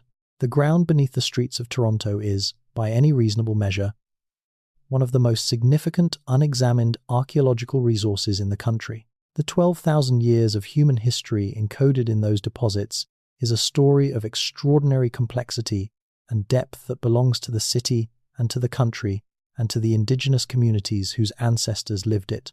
It deserves to be treated as such. The streets were raised by 15 feet. What is beneath them has never been shown. The question of whether it ever will be, whether the city that was built on top of all of this will ever find the will and the resources and the commitment to look at what it is standing on, is one that cannot be answered in the present. It depends on choices that have not yet been made, on priorities that have not yet been set, on a reckoning with the depth and the complexity of this place's history that is still, in some important respects, ahead of us. But the ground is patient. The clay holds what it holds. The 12,000 years that are encoded in the deposits beneath the streets of Toronto are not going anywhere. At least not quickly, at least not the parts that the construction of the past 200 years has not yet reached. They are waiting, in the particular silence of underground spaces in old cities, in the stillness of deposits that have not been disturbed since they were laid down, in the preserved chemistry of organic materials that have survived in conditions that should not have preserved them. The ground knows. The ground has always known. And when we are ready, when we have found the will and the means and the commitment to listen, the ground will tell us. The streets of Toronto were raised by 15 feet. What is beneath them has never been fully shown. But it is there, in the dark below everything that was built on top of it, holding its long and patient silence, waiting to be read. And that is a story that is not finished. It is a story that is, in the most literal sense, still underground. The night deepens now, and the city above the buried city goes about its business. Cars moving through the intersection that stands above the former lakeshore, people passing over the buried creeks without knowing they are there, the lit windows of the office towers and condominiums casting their glow on streets that are not the original streets, on ground that is not the original ground. Somewhere below all of that, in the dark and the cold and the silence, the record of 12,000 years of human presence on this particular piece of landscape is waiting, undisturbed, in the parts of it that have not been disturbed, reduced, in the parts of it that have been, but present in the ground that this city is built on, present in the clay that the glaciers left, and that the archaic peoples camped on, and that the Iroquoian communities farmed, and that the colonial settlement paved and raised and covered again, present beneath the 15 feet of raised street, and the Victorian basement and the colonial foundation, present all the way down to the bedrock that is older than humanity and that holds all of this, all the accumulated evidence of everything that has ever happened on this spot, in the cold and patient grip of the deep earth. The streets of Toronto were raised by 15 feet.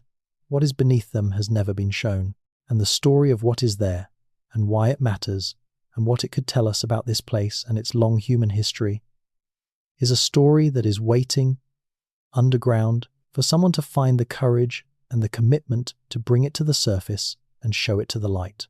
Rest now. The city is quiet above the buried city. The ground holds everything.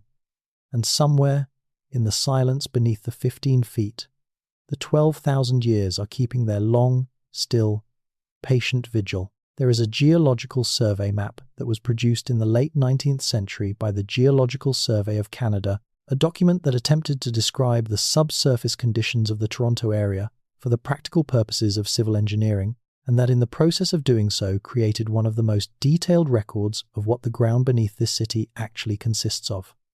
The map is not widely known outside of specialist circles. It is not the kind of document that appears in popular histories of the city or in the tourism materials that describe Toronto to visitors, but it is, in its way, one of the most revealing documents about this place that exists, because it describes what is under the surface without the interpretive frameworks and narrative choices that shape how the surface is usually described. The map shows the distribution of the major geological deposits in the Toronto area, the Leader clay and the lake sediments and the glacial till and the sandy outwash deposits and the occasional exposures of bedrock, and in doing so it reveals the bones of the landscape beneath the constructed surface of the city. It shows where the buried valleys are, the pre-glacial river valleys that the glaciers filled with till, and that the post-glacial streams began to cut again before the city covered them. It shows where the clay is deepest and where it thins out. It shows the buried ridges and the buried hollows that are still influencing the behavior of water and the stability of the ground beneath the streets, even though the streets themselves give no indication of the topography they are concealing. One of the features that the Geological Survey map makes clear is that the area now occupied by the downtown core of Toronto sits in what was, before the colonial period and before the post-glacial modification of the landscape, a relatively low area between two slightly higher ridges, with the lake to the south and the Iroquois shoreline ridge to the north. This bowl-shaped configuration in the pre-colonial landscape meant that water collected in this area, that the creeks that drained from the north tended to spread out and slow down as they entered this lower zone before finding the lake.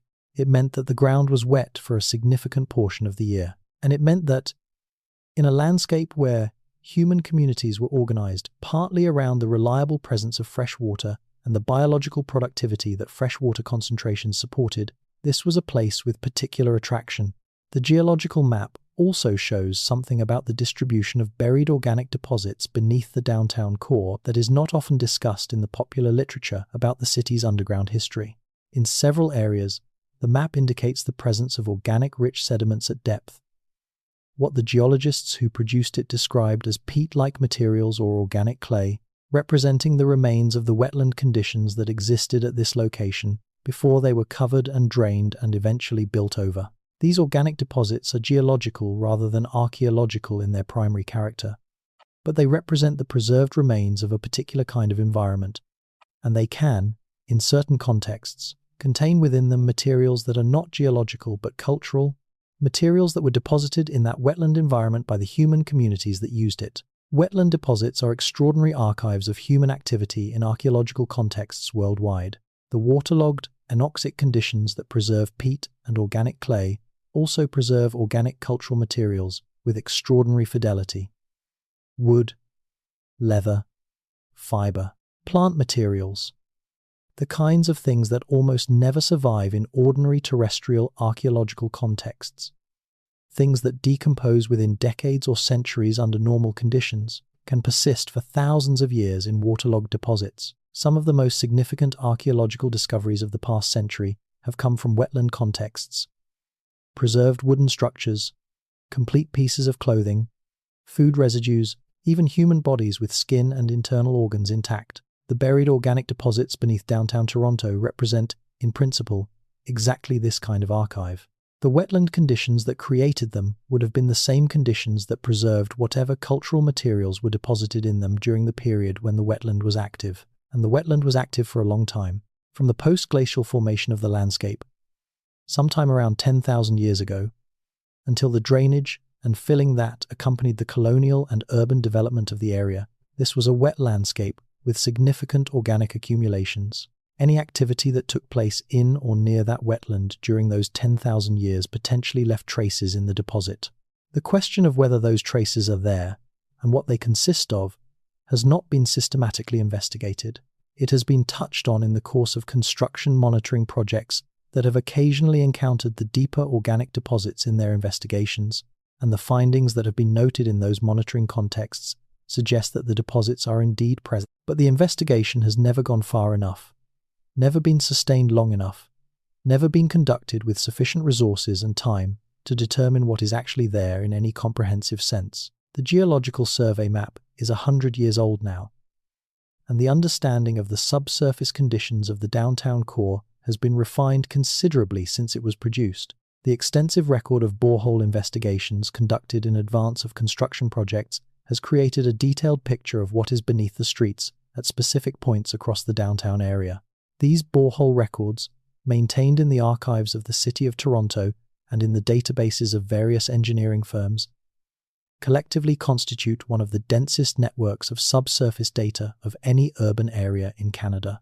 But they are engineering records, not archaeological records.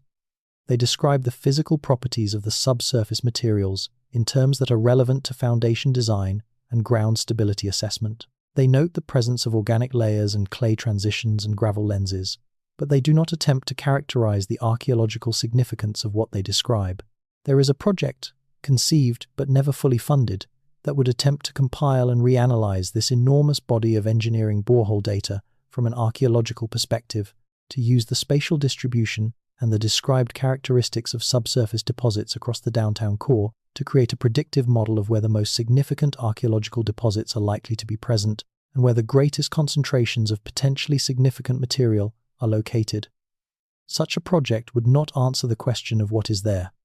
Only excavation can do that, but it would substantially improve the ability to direct investigation toward the most promising areas and to prioritize the limited resources available for that investigation. This kind of secondary analysis of existing data is one of the most cost-effective approaches available to urban archaeology, and it is one that has been used with considerable success in other contexts. The extensive body of borehole data that exists for the Toronto downtown core represents a resource that has not been used in this way, and that could, if it were, significantly advance the understanding of the underground history of this place without requiring any new fieldwork at all.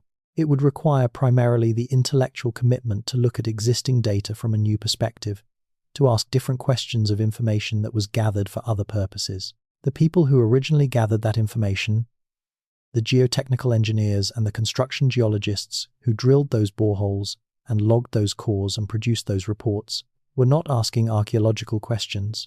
They were asking engineering questions, questions about bearing capacity and settlement potential and the depth to competent rock. The information they gathered can answer other questions as well. Questions about the distribution and character of deposits that are significant for reasons that have nothing to do with foundation design. But answering those other questions requires someone to take the time to ask them. The Don River Valley, which forms the eastern boundary of the original city plan, is a place that rewards close attention in the way that the downtown core does not always do. The valley is deep enough, in places, to feel genuinely separate from the city above it, to feel like a different kind of place, older and less organized, governed by different rhythms. The ravine walls expose geological sections that tell the story of the post-glacial landscape in a way that is not visible anywhere in the flat city above. You can see the clay layers and the sand lenses and the occasional cobble beds that mark different phases of post-glacial deposition. You can see where earlier creeks cut down through the deposits and were themselves filled in by later sediments. The valley is a kind of three-dimensional geological map of the history of this landscape, and it is accessible in a way that the buried stratigraphic sequence beneath the downtown core is not. The Don Valley has been studied more extensively than the downtown core from an archaeological perspective, partly because its ravine character makes it accessible in ways that the buried city does not, and partly because the preservation of natural vegetation and the relative absence of 20th century disturbance in parts of the valley have made it a more obvious candidate for archaeological investigation. The results of that investigation have confirmed the antiquity and the intensity of human use of this corridor. At a number of locations in the lower Don Valley and on the slopes above it, archaeological investigation has identified occupation deposits spanning the entire post-glacial sequence. The earliest material, associated with Paleo-Indian or early archaic occupation of the area immediately after the retreat of the glaciers, consists primarily of lithic scatters and isolated diagnostic tool types that can be dated by their formal characteristics rather than by direct radiocarbon dating. These materials are sparse, as you would expect from the earliest post-glacial occupation of a landscape that was still adjusting to the retreat of the ice. But they establish that people were here and using this valley as soon as conditions allowed.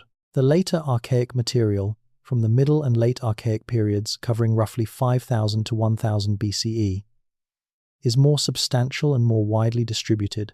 These were periods of considerably more intensive occupation of the Great Lakes region, periods during which the biological productivity of the lakes and the forests was at a peak, and during which human populations grew and developed more complex social and technological systems. The Don Valley, as a corridor connecting the lakeshore to the interior, and as a rich source of fish and other animal foods, was intensively used during this period. The evidence for that use is present in the valley and on the ridges above it, in the form of occupation deposits, lithic scatters, and in a few cases features that suggest more substantial use of specific locations over extended periods. The late woodland Iroquoian material in the Don Valley is the most extensively documented, reflecting both the genuine density of occupation during this period and the greater attention that Iroquoian archaeology in southern Ontario has historically received compared to the earlier periods. Villages, or the remains of villages, have been identified at multiple locations in the Don Valley and on the adjacent uplands. These were substantial communities, occupying large longhouses within palisaded enclosures, practicing maize agriculture in the cleared areas around the village, hunting and fishing in the valley below. The documentary record from the early contact period gives some sense of what these communities were like and how they were organized, though it is inevitably filtered through the perspectives of the European observers who wrote it. What is less well known, and what the archaeological record of the Don Valley suggests, is that the Iroquoian villages in this area were not the beginning of concentrated human occupation at these locations. In several cases, the Iroquoian village deposits sit directly on top of earlier archaic occupation levels, suggesting that the Iroquoian communities recognized the same qualities in these locations that had attracted their predecessors: the good water access, the defensible position, the proximity to productive hunting and fishing zones, the alignment with travel routes and trade corridors. These are qualities of place that do not change over time, that make certain spots attractive across many different cultural periods, and that create the kind of layered stratigraphic sequence that, when it is found and studied, reveals the continuity of human attention to particular places across millennia. The idea of continuity is important here, and it is one that mainstream archaeological narratives of the Toronto region have not always been good at communicating.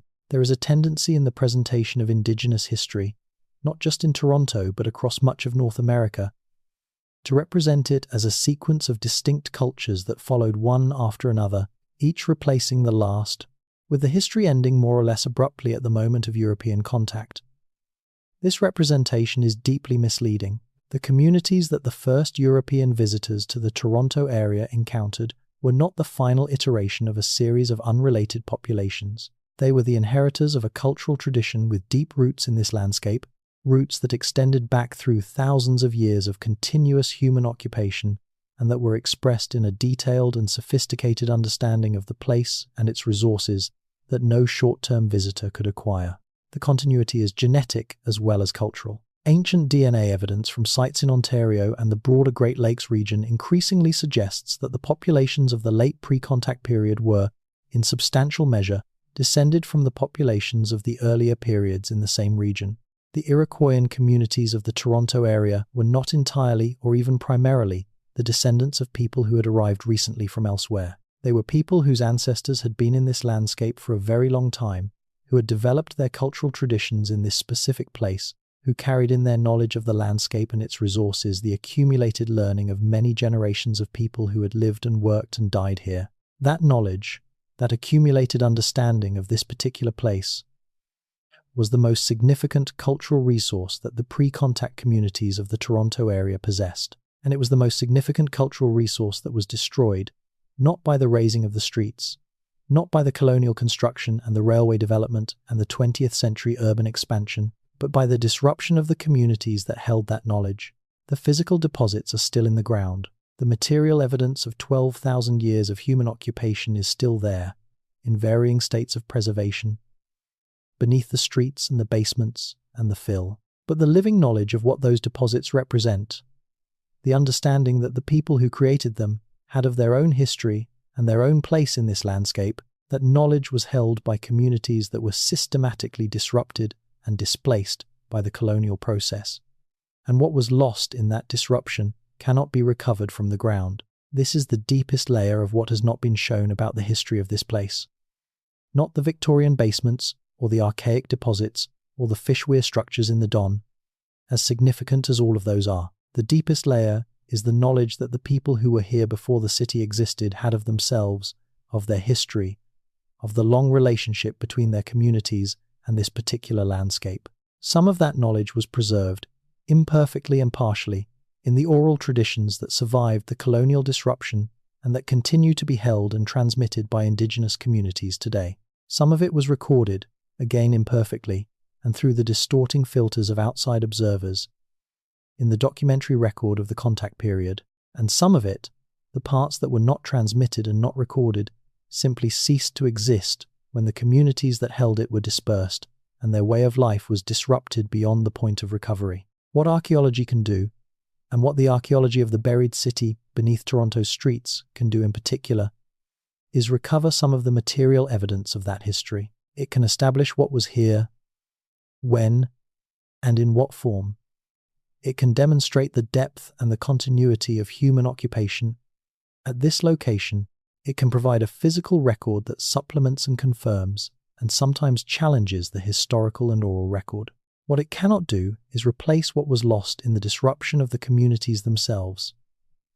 The living knowledge that connects the material evidence to the human experience it represents. This is why the work of understanding the underground history of Toronto is not simply a matter of archaeology in the technical sense.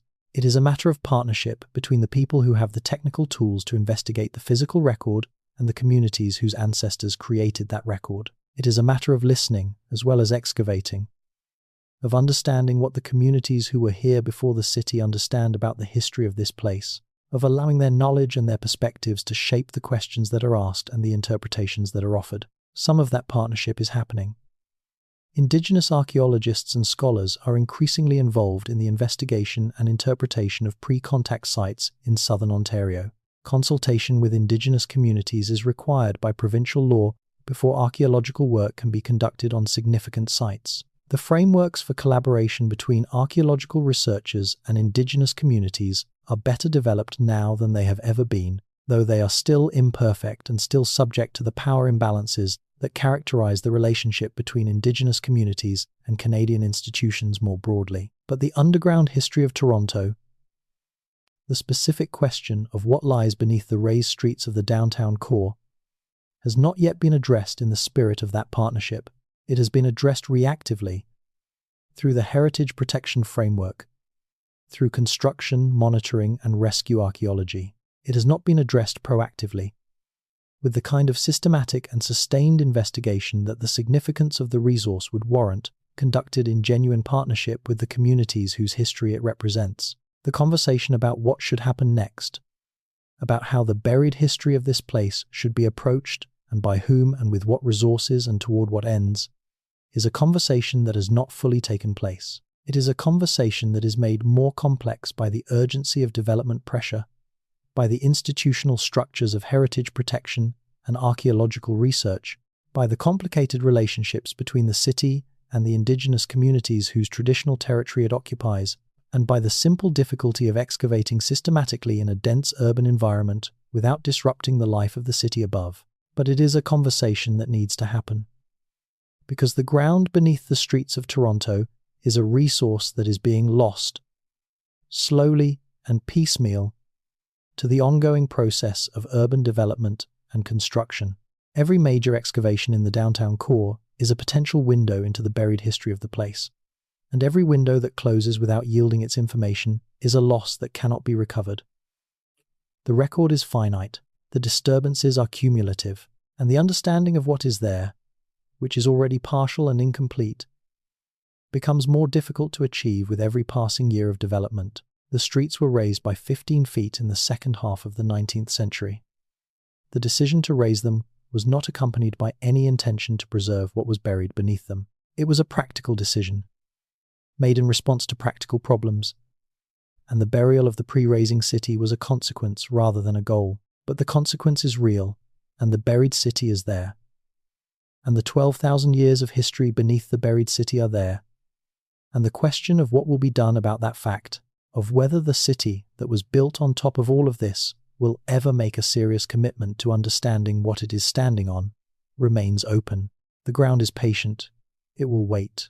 But the opportunity to learn from it is not unlimited, and the city above it is not slowing down. When you walk through the Street Lawrence neighborhood on a quiet evening, through the blocks between King Street and the Esplanade, between Jarvis and Parliament, the neighborhood that occupies what was the commercial heart of the early colonial settlement, you are walking on ground that has been continuously occupied, in one form or another, since the establishment of York in 1793. The buildings around you are mostly of the late 19th and early 20th century, brick commercial architecture in the styles that were current when that period of the city's development was at its peak. Some of the buildings are older, survivors from the mid-19th century that have persisted through all the changes that have occurred around them. A few are genuinely early, from the first decades of the colonial settlement, though these are rare and their survival has been precarious.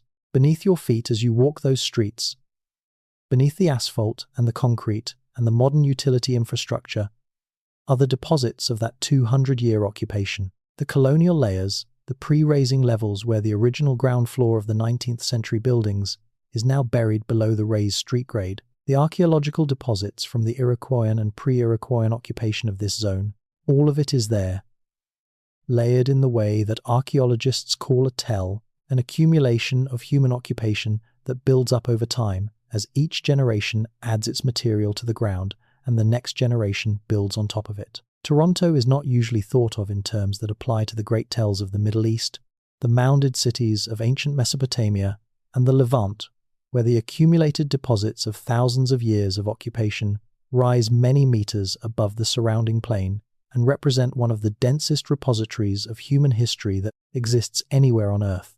Those tells are famous.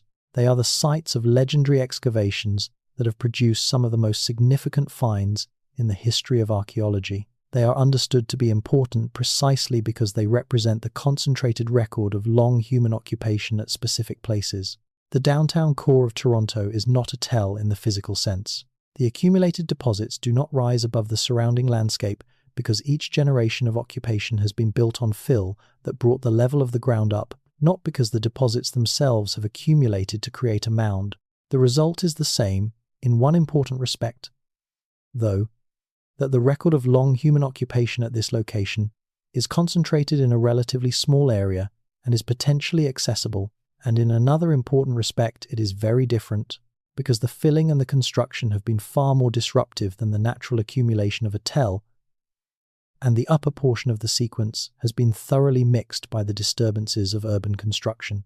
But the deeper layers, the layers beneath the colonial construction, the layers that lie below the earliest phase of York's development, those layers may have escaped the worst of the disturbance, and they may preserve, in the clay and the organic deposits and the sandy lenses of the lakeshore plain, a record of the pre-contact history of this place that is considerably more complete than anything that has yet been recovered.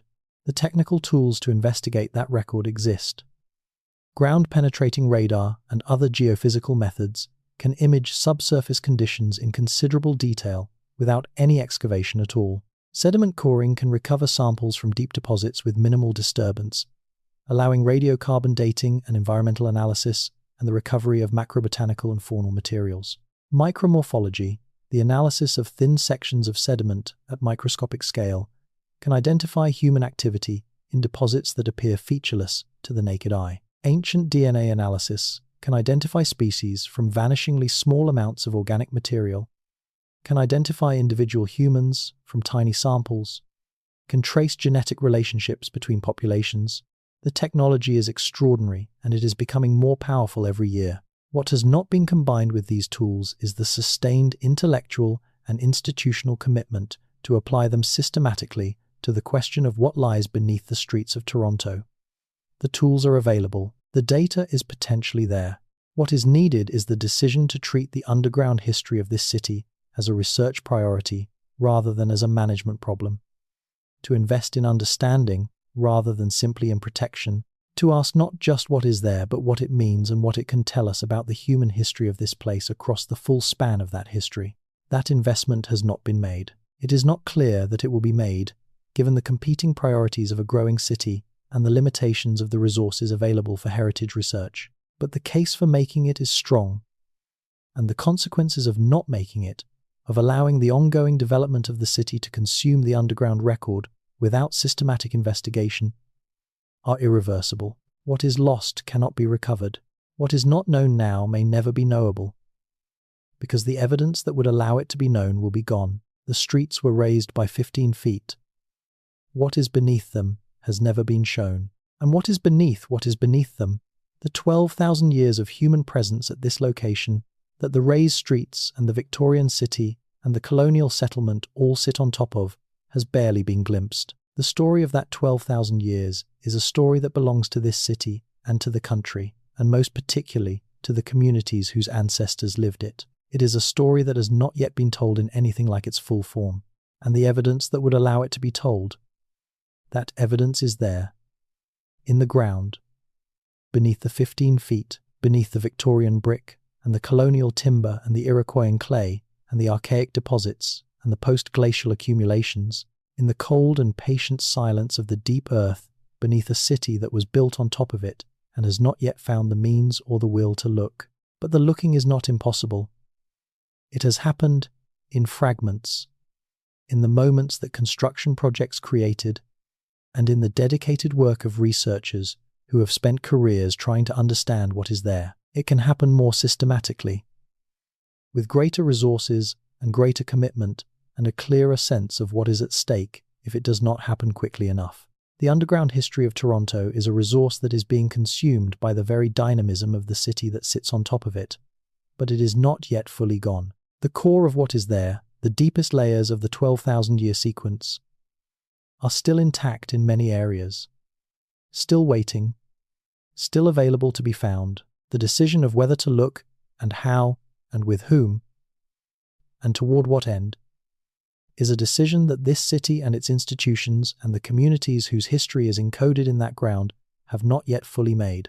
It is a decision that will shape what is known about this place, and what can be known for as long as anyone cares to know it. The streets were raised by 15 feet. What is beneath them has never been shown. The question is not whether it is there. It is. The question is whether we will ever find the courage and the commitment to look. Beneath all cities there is the land itself, older than any building, older than any street, older than any human intention or design. The land beneath Toronto is ancient in ways that exceed the grasp of ordinary imagination. The bedrock of the Canadian Shield, exposed in some places on the surface north and east of the city, lies at varying depths beneath the downtown core, covered by the glacial deposits and the post-glacial sediments and the human accumulations that have been laid on top of it over the past 12,000 years. That bedrock is Precambrian, some of it among the oldest rock on the surface of the Earth, formed in geological periods so remote that the continents had not yet assumed anything like their current configuration, and the forms of life that would eventually give rise to human beings had not yet evolved. The bedrock is not directly relevant to the story of what lies beneath the streets of Toronto in the human sense, but it is relevant in the sense that it is the foundation of everything else, the thing that everything sits on, the oldest layer in a stratigraphic sequence that culminates in the asphalt and concrete of the present city. And knowing that it is there, that the streets of Toronto are ultimately resting on rock that is 1 billion years old, gives a certain perspective on the question of what lies beneath them. The raised streets, the Victorian basements, the colonial foundations, the Iroquoian villages, the archaic occupation, the post-glacial wetlands, the glacial clay, the glacial till, and then, at the bottom of all of it, the billion-year-old rock of the Shield. That is what lies beneath the streets of Toronto. That is the full sequence.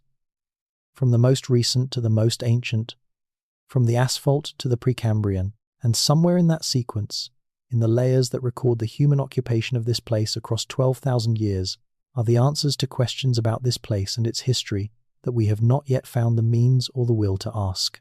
The streets were raised by 15 feet. What lies beneath has never been shown. The ground goes down a long way, and there is much more there than anyone has yet had the chance to find. Sleep now, if sleep is what you came here for. The city above the buried city continues its business, indifferent to the depth of what it rests on, moving forward with the energy and the urgency that cities always move with. But beneath it, in the dark and the cold and the patience of the deep earth, the record of 12,000 years of human presence at this location is keeping its long and quiet vigil. The clay holds what it holds. The organic deposits preserve what they preserve. The buried rooms and the Victorian passages and the Iroquoian features and the archaic deposits and everything that lies beneath them are waiting, as they have always waited, for the moment when someone decides it is time to look. The streets were raised by 15 feet. What is beneath them has never been fully shown. But it is there. It has always been there. And the story of what is there and what it means is one of the most significant untold stories of this city and this country and this continent.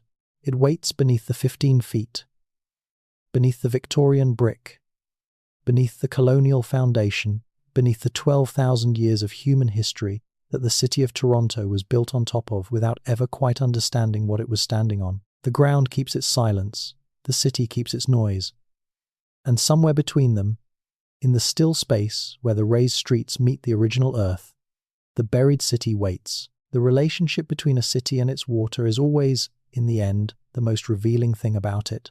Every great city in human history has been defined by its relationship to water, whether it sits on a river or a harbour or a lake, or at the confluence of several of these, and the way the city chooses to manage that relationship, to honour it or to suppress it, or to bury it under concrete and forget it, says something fundamental about what the city values and what it is afraid of. Toronto's relationship with its water is one of the most complicated and most ambivalent in North America. It sits on one of the largest bodies of fresh water in the world, and it has spent most of its history trying to distance itself from that fact. Lake Ontario is not a passive backdrop to the story of Toronto. It is the reason Toronto exists at all, and it has been the reason for human occupation of this particular stretch of shoreline for as long as humans have been here. The lake provided food, transport, a source of fresh water, a moderating influence on the climate that made the immediate shoreline zone slightly warmer in winter and slightly cooler in summer than the land only a few kilometers inland. It also provided the harbour that made this location strategically and commercially valuable, the long sand spit that enclosed a sheltered body of water where ships could anchor safely and where canoes could be beached and launched without the full exposure to the lake's open waters. The original relationship between the human communities of this area and the lake was one of intimacy and dependence. The fish that the lake produced were central to the subsistence economy of the pre-contact communities. The water route that the lake provided was a highway connecting this location to the entire Great Lakes system and beyond.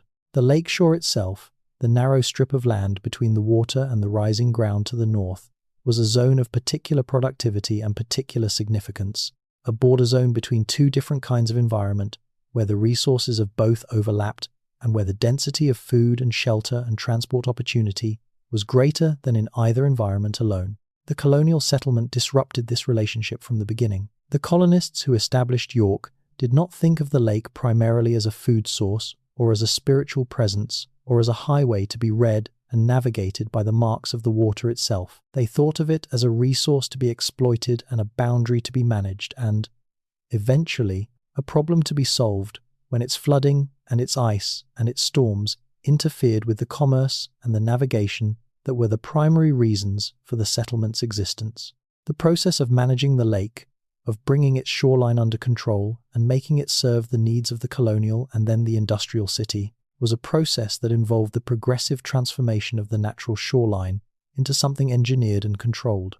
The filling of the waterfront, the extension of the land into the lake through the dumping of fill, the straightening and channelization of the rivers that emptied into the lake, the construction of wharves and breakwaters, and eventually the entire network of port infrastructure, all of this represented the systematic application of engineering and fill to reshape the relationship between the city and the water. The waterfront of Toronto today, the strip of land along the lake that is now occupied by parks and condominiums and cultural institutions and the remnants of industrial infrastructure, is almost entirely made land.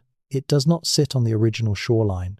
It sits on fill that was deposited in the lake over a period of roughly 200 years, extending the city southward into the water in a process that was driven partly by the need for railway infrastructure and partly by the need for port facilities and partly by the simple logic of 19th and early 20th century urban development, which was that any land that could be made was land that could be developed and therefore land that should be made. The made land of the Toronto waterfront has its own underground history, one that is distinct from the underground history of the original city to the north, but that intersects with it in interesting ways. The fill that was used to create the made land came from various sources over the years. Some of it was dredged material from the harbour bottom, sediment that had accumulated in the shipping channels and that had to be removed to maintain navigable depths. Some of it was demolition rubble from the many buildings in the city that were torn down over the course of the 19th and 20th centuries. Some of it was specifically imported fill, material brought in from outside the city to build up the waterfront to a usable grade. The demolition rubble is particularly interesting from a heritage perspective. When buildings are demolished and their rubble is used as fill in another location, the rubble carries with it, embedded within the mass of broken brick and plaster and stone, the material traces of the building's history. Ceramics, metal objects, organic materials that survived in the building's own underground spaces. In some cases, the rubble from a demolition site may preserve evidence of what was in the building at the time of its demolition, evidence that would otherwise have been lost in the disposal of the building's contents. The waterfront fill of Toronto may, in some areas, contain exactly this kind of embedded evidence, material from buildings that no longer exist, preserved by accident in the fill that was used to extend the city into the lake. The harbour bottom itself is another archive. Before the waterfront was made land, before the fill was dumped and the shoreline was extended, the bottom of Toronto Harbour contained the accumulated sediments of centuries of human activity in and around the water.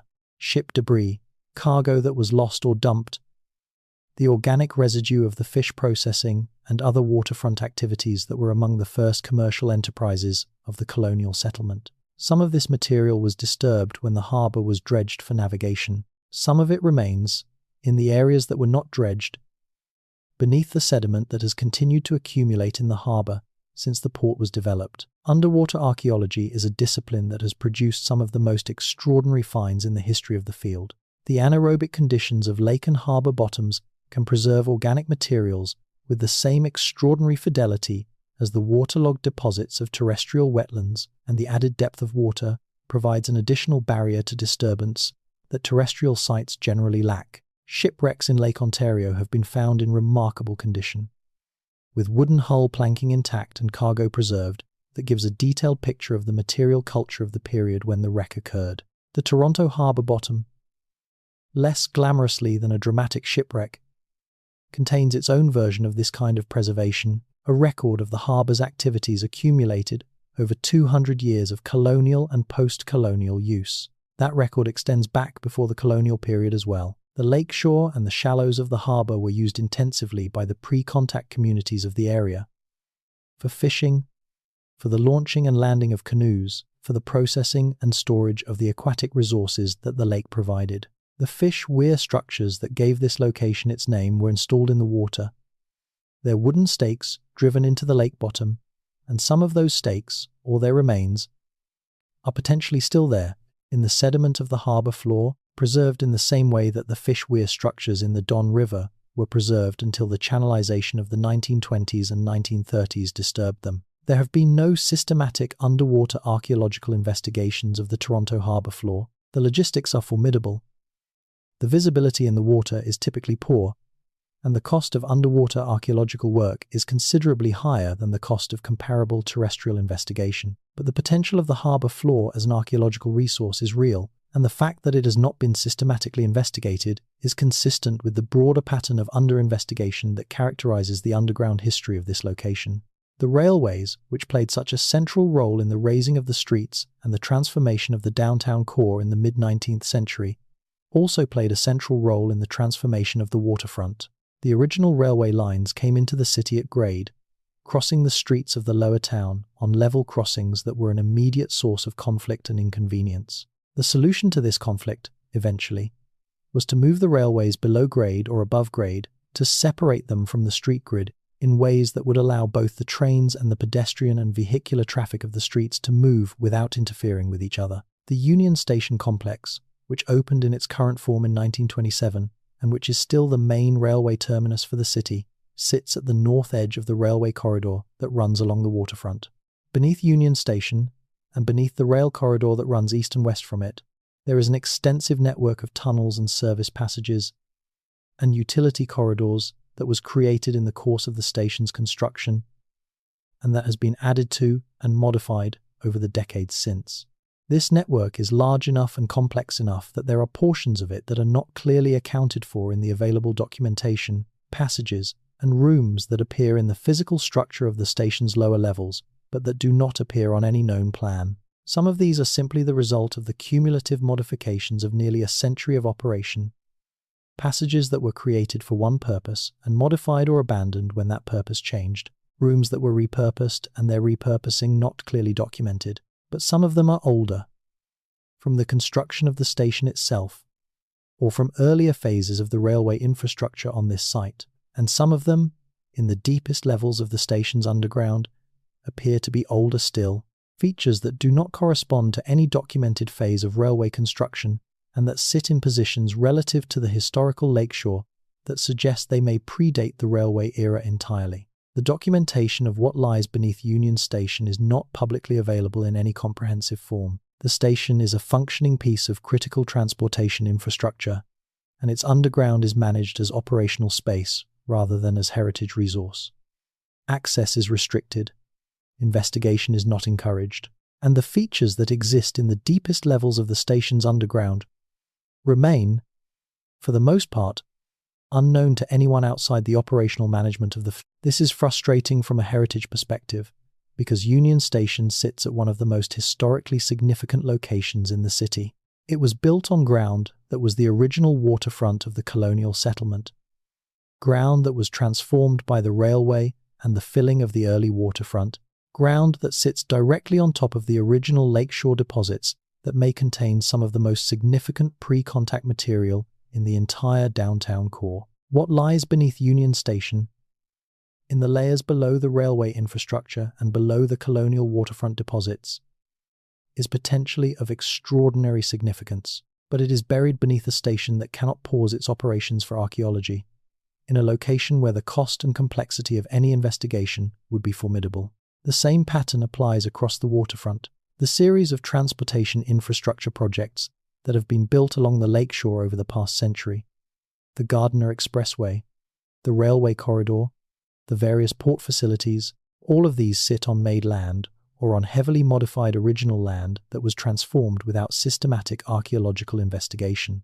The potential heritage value of what was buried or destroyed in the course of creating this infrastructure is not known, because it was never systematically assessed. The decisions that shaped the waterfront were made on the basis of transportation and commercial considerations, not on the basis of any understanding of the heritage significance of the ground that was being modified.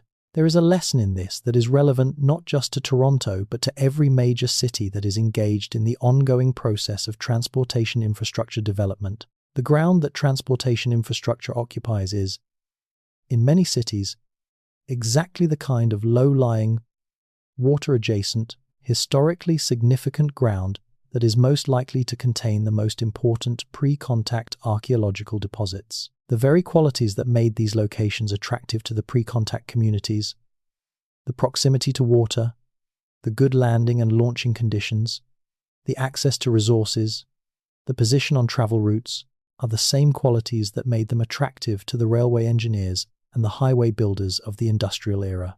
And the construction of the railway and the highway, executed without archaeological oversight in many cases, destroyed much of the pre-contact record in precisely the areas where that record was most likely to be significant. In Toronto, The opportunity to investigate the areas beneath the Gardner Expressway and beneath the railway corridor before they were built is long gone. Those areas were transformed in the middle decades of the 20th century, in an era when archaeological heritage protection requirements did not exist in the form they exist today, and the investigation that would have revealed what was there did not happen. But the ongoing redevelopment of the waterfront, which is one of the most significant urban transformation projects currently underway in North America, provides another opportunity. The Portland's development, the revitalization of the eastern waterfront, the various projects that are transforming the made land of the industrial waterfront into new urban neighborhoods. These projects are opening the ground and encountering deposits that have not been disturbed since they were created. The archaeological oversight of these projects is more robust than the oversight that accompanied the earlier transformation of the waterfront. The heritage protection framework is better developed, the consulting archaeology industry is more experienced and more capable, and the awareness of what might be there is greater. But the fundamental tension between the pace of development and the pace of careful investigation remains, and the question of whether the legacy of the colonial era and post-contact waterfront transformation will be addressed by a more systematic effort to understand what was there before it was changed remains open. The history of the Toronto waterfront is, in many ways, a concentrated version of the history of the downtown core in general.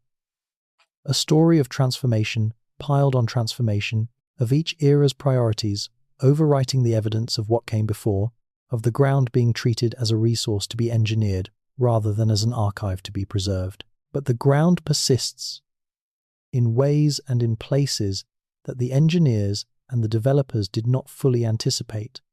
And what persists in it is the evidence of the full depth of this place's human history. There is a word in Anishinaabe, the language spoken by many of the indigenous peoples of the Great Lakes region, that does not have a precise English equivalent.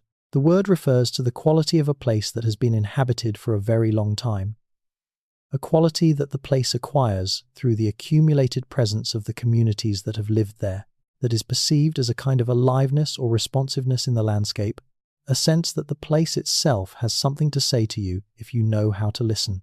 The word is not frequently used in discussions of Toronto's underground history, partly because those discussions tend to take place in the frameworks of engineering and archaeology and heritage protection rather than in indigenous conceptual frameworks, and partly because the communities who use that word have not always been included in those discussions in the way that they should be.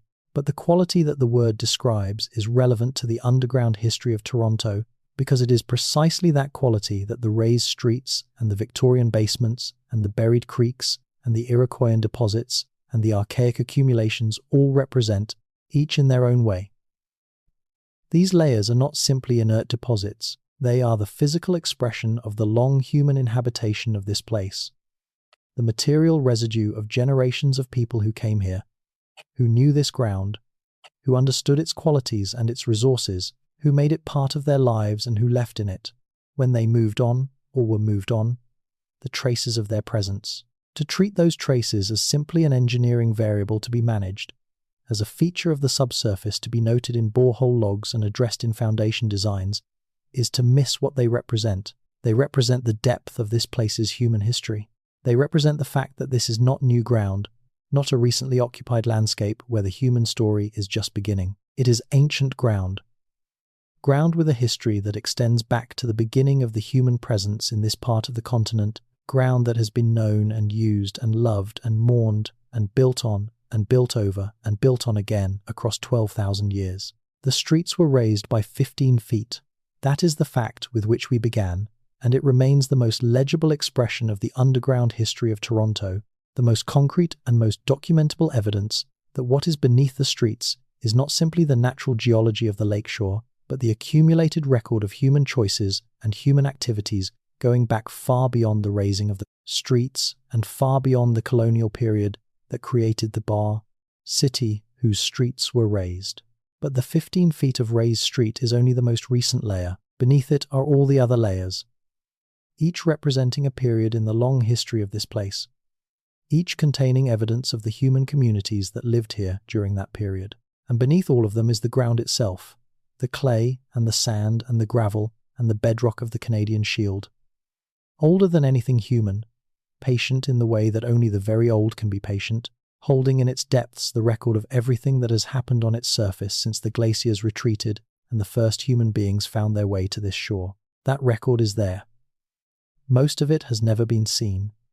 Some of it will never be seen, destroyed before it could be examined, buried under concrete that will not be moved in any foreseeable future. But some of it, in the zones that the development of the city has not yet reached, in the depths that the construction of the city has not yet plumbed, in the preserved deposits that the chemistry of the sediments has maintained against the ordinary processes of decay, some of it is still there, still intact, still waiting.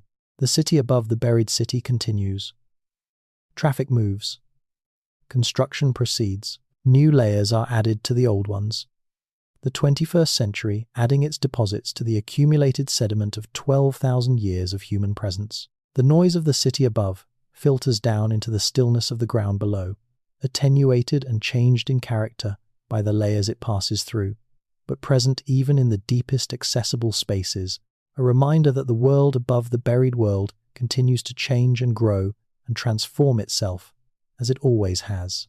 And in the ground, in the quiet, in the dark, the record of everything that came before continues to wait. The Victorian basements with their high ceilings and their bricked-up windows, the colonial foundations with their rubble, masonry, and their buried floor levels, the Iroquoian village deposits with their post-hole patterns and their ceramic sherds and their carbonized corn, the archaic structured deposits with their lithic tools and their concentrated organic materials, the post-glacial wetland accumulations with their preserved plant remains, and the potential, not yet realized, for the preservation of cultural materials in the waterlogged depths. All of it is there. Beneath the 15 feet, beneath what has been shown, waiting in the particular silence that belongs to buried places, to places that have been covered over and forgotten by the world above them, but that retain within themselves the full record of everything that happened there before the covering. The streets were raised by 15 feet. What is beneath them has never been shown. And what is there, in the ground beneath this city, is 12,000 years of human history, waiting to be found. Rest now. The city sleeps, as much as cities ever sleep. The hum of its nighttime activity reduced, but not eliminated. The streets above the buried streets quiet, in the way that they are quiet only in the hours before dawn, when the density of human activity recedes and the older rhythms of the place, the rhythms of weather and water and the slow turning of the seasons, have a moment to make themselves felt. In that quietness, if you are still and you allow yourself to be, you can feel something of the depth beneath you, the weight of 12,000 years of human presence on this particular piece of ground, the accumulated evidence of all the lives that were lived here before the city that now covers it came into being, the silence of the buried rooms and the buried passages and the buried deposits, keeping their long and patient vigil beneath the noise of the city above them. The streets were raised by 15 feet. What is beneath them has never been fully shown, but it is there. It has always been there, and perhaps, one day, when the city above the buried city is ready to look at what it is standing on, the ground will give up its secrets. Not all of them. The ground is older and deeper than any investigation can fully reach. But enough to change the story of this place. Enough to give back to this city some portion of the history it has buried beneath its streets. The ground knows. The ground has always known. And somewhere below the 15 feet, below the Victorian brick and the colonial stone and the Iroquoian clay and the archaic deposits, in the darkness that belongs to all buried things, the 12,000 years of this place's human story is keeping its long, still, patient, unshown vigil. Rest now. The buried city is quiet, and the ground holds everything. The season changes over the buried city in ways that the buried city does not experience. Spring comes to the streets above, and the frost lifts from the upper soil, and the roots of the trees in the parks and the ravines begin their annual reach downward, and the frost heave that bulges and cracks the sidewalks through the winter relaxes again as the ground warms, but none of this reaches the deeper levels. The Victorian basements that maintain their constant cool, the buried colonial deposits that have long since achieved the thermal equilibrium of the deep earth. Down there, in the permanent stillness of the underground, the seasons are irrelevant. The temperature varies by fractions of a degree across the year. The humidity is constant. The darkness is absolute and unvarying. It is in this unchanging condition that things are preserved. In this stillness that organic materials survive longer than they should. In this cold and consistent dark that the record of the past is maintained against the ordinary processes of change that operate on the surface above. The thermal stability of the underground is one of the reasons that historical cellars and basements were so important to pre-refrigeration societies. Before mechanical refrigeration, the cellar was the only reliable cool storage space available, and the management of the cellar was a significant aspect of household and commercial economy. Meat and fish and dairy products and vegetables, all of the perishables that needed to be kept cool to prevent spoilage in the warm months, were stored in cellars. Ice was cut from the lake in winter and packed in sawdust in ice houses, some of them underground. To preserve it through the summer, the cellar was, in the pre-industrial household economy, a working space of critical importance, visited many times daily, managed carefully, maintained with an attention to cleanliness and temperature and ventilation that reflected an understanding of its importance. The cellars and basements of the Victorian city, the spaces that became buried when the streets were raised above them, had been active, living spaces in the economy of the city before they were buried. They had been used for the storage of goods, for the processing of food, for the accommodation of the various practical functions that the ground floor and the spaces beneath it served in the commercial and domestic life of the 19th century. And when they were buried, when the raising of the streets rendered them inaccessible from the street, they retained in their walls and their floors and their atmospheric conditions the residue of all that use. Some of the most interesting historical objects that have been recovered from construction monitoring in the downtown core of Toronto have come from exactly these buried Victorian spaces. The kinds of objects that give you the sense of a life interrupted rather than a deliberate deposit. A collection of medicine bottles arranged on a shelf that is now 5 feet below the current basement floor level, still holding traces of the substances they originally contained. A set of ceramic vessels, plates and bowls and serving pieces, pushed against a wall in a configuration that suggests they were stored rather than discarded, waiting for a use that never came because the room was sealed above. A leather shoe, a single shoe, sitting in the corner of a room that was buried when the street outside was raised.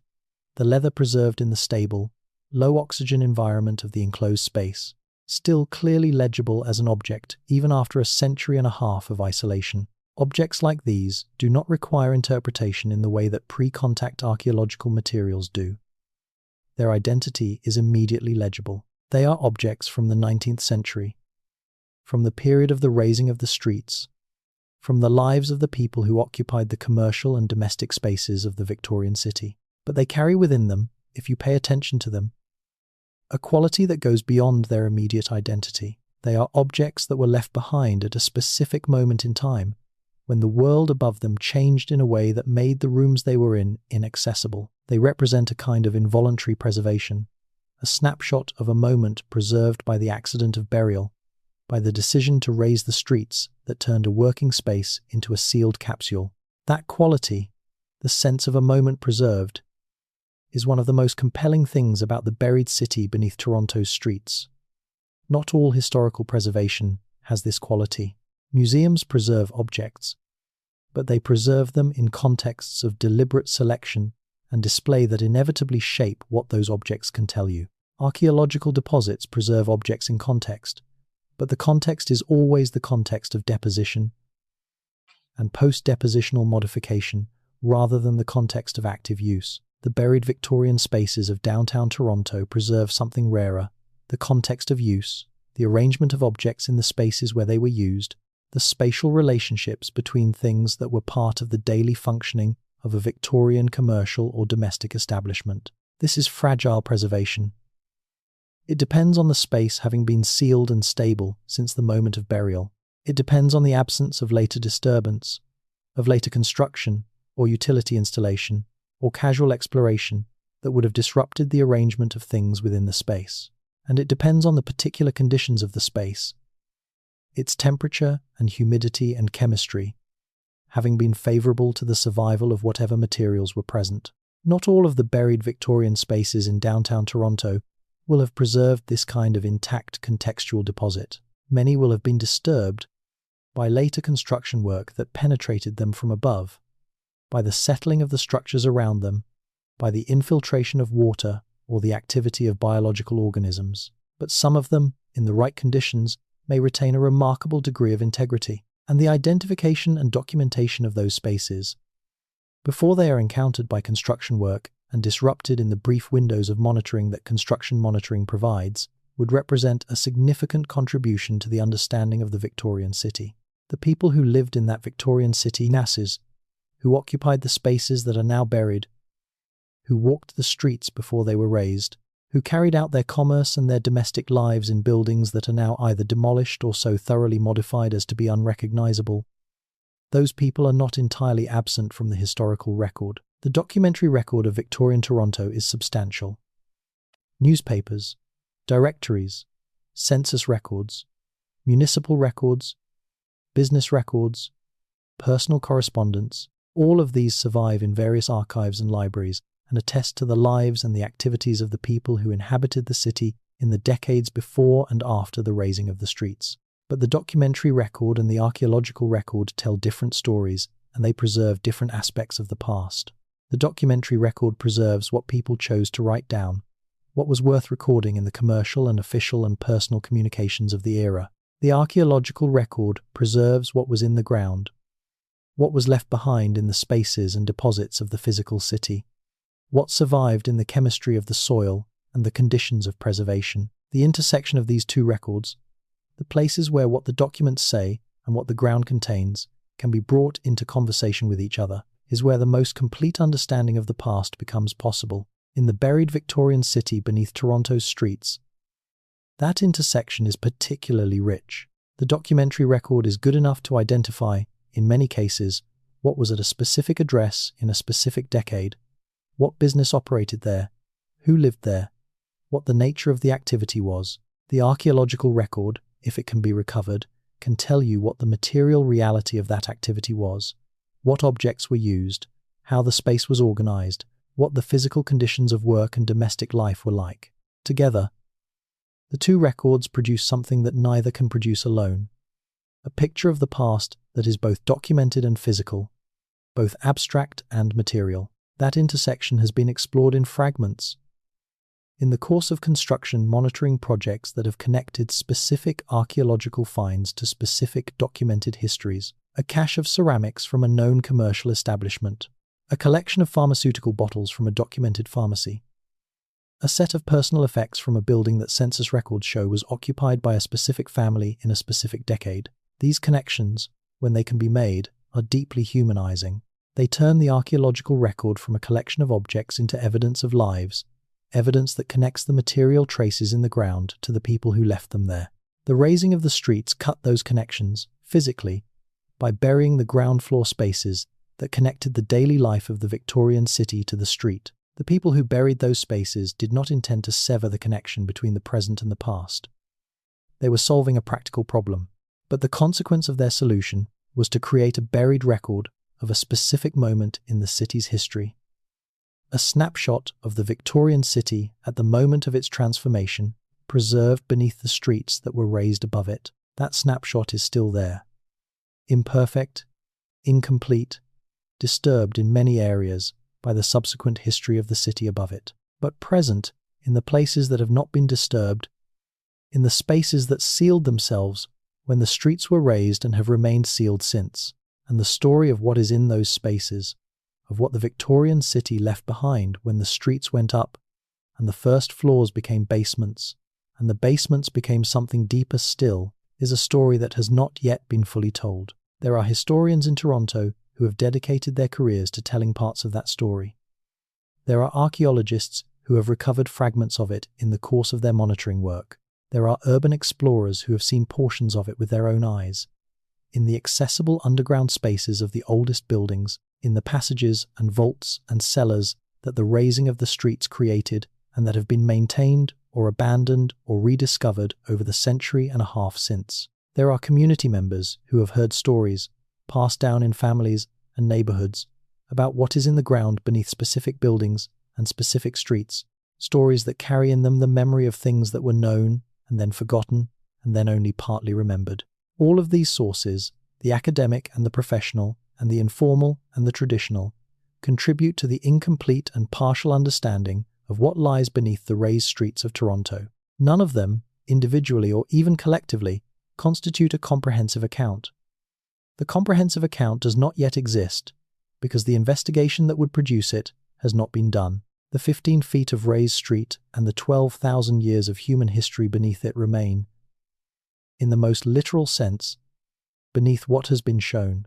The night is at its deepest now. The hour when the city above the buried city is as quiet as it ever gets, when the traffic has thinned to the occasional vehicle, and the voices of the street have faded, and there is a quality of stillness that is close, though not identical, to the quality of stillness in the rooms below the streets. In that stillness, the distance between the surface and the underground seems smaller. The barrier between the known and the unknown seems thinner, and the sense of what is there, beneath the pavement, beneath the foundations, beneath the fill and the Victorian brick and the colonial stone and all the layers that reach down to the clay and the bedrock, becomes more immediate. What is there is the record of 12,000 years of human presence on a piece of land that sits at the north shore of Lake Ontario, at the mouth of 2 rivers, and on the route of a carrying place that connected the lake to the interior of the continent. What is there is the material residue of every community that occupied this location during those 12,000 years, from the first post-glacial peoples who came here when the land was still new, from the glaciers to the archaic communities who made this a gathering place, and a center of trade and movement to the Iroquoian villages of the late woodland period to the colonial settlement that raised its streets, and the Victorian city that was buried beneath them. What is there is everything that happened here. Everything that was left in the ground by the passage of people through this specific place across 12 millennia. Some of it is destroyed. Some of it is inaccessible. Some of it is preserved in conditions that will maintain it for centuries more, waiting for the investigation that has not yet happened. And some of it has been glimpsed, recovered in fragments, documented in the grey literature of construction monitoring and the publications of academic research, incorporated into the partial and imperfect understanding that currently exists of what lies beneath the raised streets. The streets of Toronto were raised by 15 feet. What is beneath them has never been fully shown. The ground goes down a long way. 12,000 years is a long way. And the story of what happened during those 12,000 years on this particular piece of ground is a story that is still mostly underground, still waiting in the dark and the cold and the patient silence of the buried city for the moment when it will be brought to the light. When that moment comes, if it comes, the story will be extraordinary. Not because it will reveal treasure or conspiracy or the kind of dramatic secret that popular history loves, but because it will reveal something more important and more durable than any of those things. It will reveal the depth of the human connection to this place. It will reveal the continuity of human presence here across timescales that dwarf the recorded history of the city that now occupies the ground. It will reveal what this place was, what it meant to the people who lived here before the colonial settlement existed, what they did here and why they chose to stay, and what they left behind when they could no longer stay. It will reveal that Toronto is not 200 years old. It is 12,000 years old, at least, and probably older. That the city is not built on new ground, but on ancient ground. Ground that has been known and used and inhabited and understood by human communities for longer than civilization itself has existed. That the story of this place does not begin with a colonial survey. It begins with the first people who looked at this lakeshore, these rivers, this carrying place, and decided that this was somewhere worth coming back to. That is the story beneath the 15 feet. That is what has never been shown. And it is, in its own way, one of the most important untold stories of this city and this country and this continent. The ground holds it. The ground has always held it. And the ground will hold it still in the dark and the cold and the patience that belongs only to very old places. For as long as there is ground beneath the city to contain it. Sleep now. The buried city is quiet. The 12,000 years are keeping their vigil, and the streets above the buried streets are empty in the pre-dawn stillness, waiting for the day to begin again, waiting for the city to wake and resume the business of a place that has been in business for a very long time, whether it knows it or not, The streets of Toronto were raised by 15 feet. What is beneath them has never been shown, but it is there. It has always been there, and one day, perhaps, we will find the courage and the means to look. Until then, the ground keeps its counsel, the buried city keeps its silence, and 12,000 years of human history wait in the dark beneath the raised streets of a city that was built on top of them and has not yet fully learned what it is standing on. Rest now. The ground holds everything, and the long story of this place, the true story, the full story, the story that goes all the way down through the 15 feet and the Victorian basements and the colonial foundations and the Iroquoian villages and the archaic deposits and the post-glacial wetlands to the clay and the bedrock that is older than humanity, that story is still there, still whole, still waiting to be told. Consider for a moment the nature of what it means to stand on ground that other people stood on thousands of years before you. Not in the abstract way we acknowledge this when we recite a land acknowledgement at the opening of a public meeting, not in the formal and institutional way that the Heritage Protection Framework acknowledges it when it requires a Stage 1 archaeological assessment before a building permit is issued, in the physical, immediate, sensory way that you can only experience when you actually know something specific about the depth of the history beneath your feet. When you know that the ground you are standing on has been used and valued and known by human communities for 12,000 years, and you know something about what those communities were and what they did here and why this place mattered to them, the experience of standing on that ground is genuinely different. The ground feels different, not lighter or heavier, not more or less stable, but different in the sense that it carries a different weight of meaning, a meaning that is not emotional or metaphorical but factual, rooted in the physical reality of what is in the ground beneath you.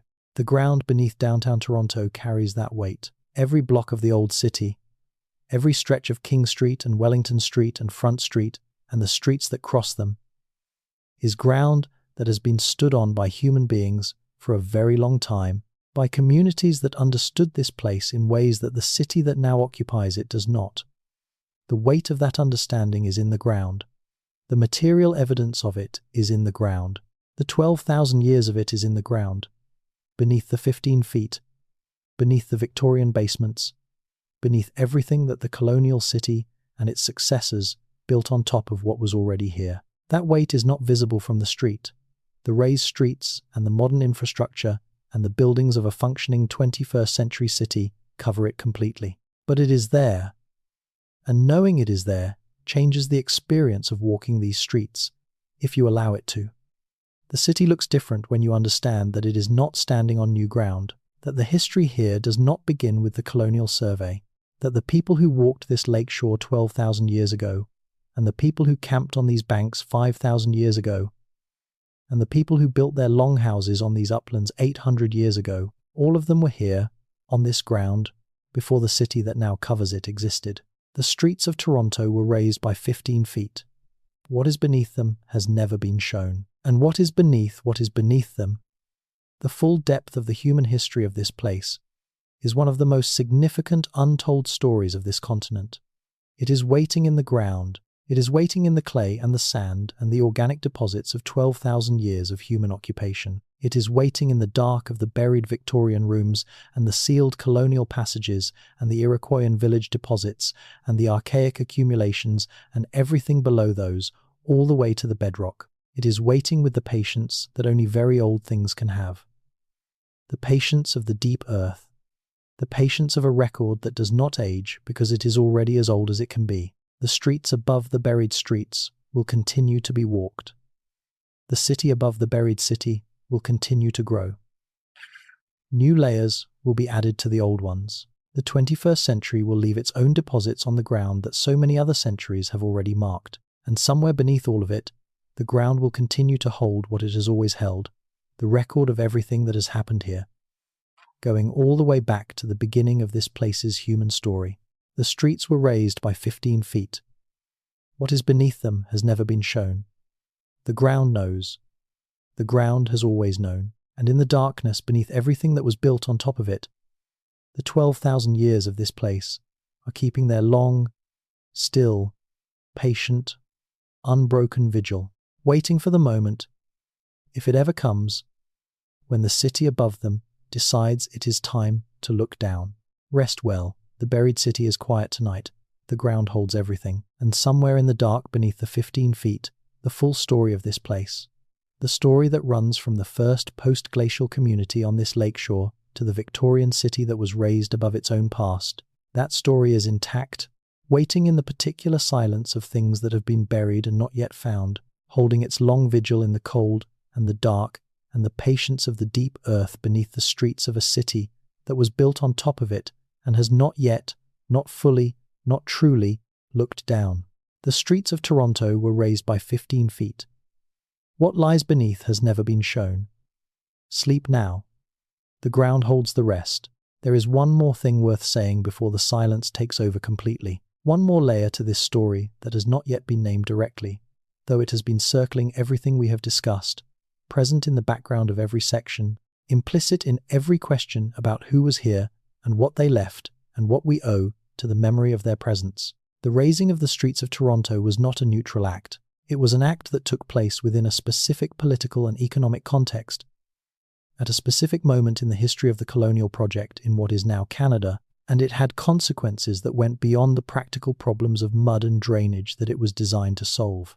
It changed the relationship between the city and its own past. It buried not just Victorian basements and 19th century mud, but the visible evidence of the earlier occupation of this ground, the physical signs that this was not new territory, but ancient territory, territory with a history that the colonial settlement had not created and did not fully acknowledge.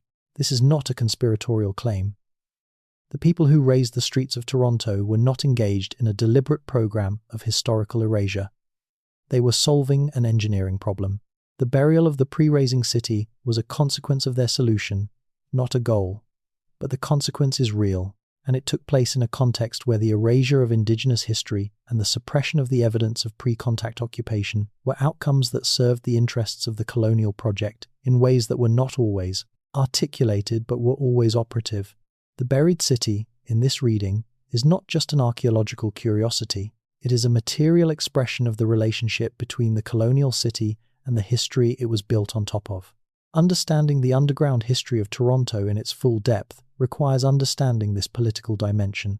It requires understanding that the decision of what to investigate and what to leave buried, what to protect and what to allow to be destroyed, what to include in the official history of the place and what to leave out, these decisions have always been made within a political context that has not been neutral with respect to whose history counts and whose history does not. The pre-contact history of the Toronto area, the 12,000 years of Indigenous occupation that the colonial city was built on top of, has been systematically undervalued in the heritage protection framework, not because the people who designed that framework were necessarily hostile to Indigenous history, but because the framework was designed within a broader context that did not fully acknowledge the significance and the depth of that history. The consequences of that undervaluation are visible in the incompleteness of the archaeological record of downtown Toronto, in the gaps in what has been investigated and what has been protected and what has been allowed to be destroyed in the course of urban development. Addressing those consequences requires more than better archaeology. Though better archaeology is certainly part of what is needed, it requires a broader reckoning with the history of this place, and with the relationship between the city that now occupies this ground and the communities whose ancestors occupied it before the city existed. It requires the willingness to take seriously, in institutional and policy terms, the claim that the ground beneath the streets of Toronto contains a significant and underexplored record of Indigenous history that deserves the kind of systematic attention and protection that has not yet been fully accorded to it. That reckoning is, in various ways and at various levels of completeness, underway. The City of Toronto has made public commitments to the recognition of Indigenous history and to the improvement of its heritage protection framework as it applies to pre-contact sites. The provincial government has updated its archaeological standards in ways that are more attentive to the significance of pre-contact resources. Academic and community researchers are producing scholarship that is improving the understanding of the pre-contact history of the region. Indigenous archaeologists and scholars are increasingly visible in the field and in the conversations that shape how that history is understood and communicated. But the underground history of the downtown core, the most densely occupied and most thoroughly developed part of the original territory, remains the part of this history that has been least systematically addressed. The raised streets and the Victorian city they buried are, paradoxically, the most dramatic and most publicly known feature of Toronto's underground history. But they are also the feature that sits on top of, and has done most to obscure, the older and deeper history that may be of greater significance. The streets were raised by 15 feet. What is beneath them has never been shown. And what lies beneath the 15 feet, in the full depth of 12,000 years of human presence on this ground, is the most important story that the underground history of Toronto has to tell. It is a story that belongs to this city and to this country, and most of all to the communities whose ancestors lived it. It is a story that is still, in the deepest and most literal sense, underground. And the question of when and how and by whom it will be brought to the surface is one that this city has not yet fully answered. The ground holds the answer. The ground has always held the answer. In the dark beneath the raised streets, beneath the Victorian basements, beneath the colonial foundations, beneath the Iroquoian villages, beneath the archaic deposits, all the way down to the clay and the stone, the answer is there. It has never been shown, but it is there, and it is waiting.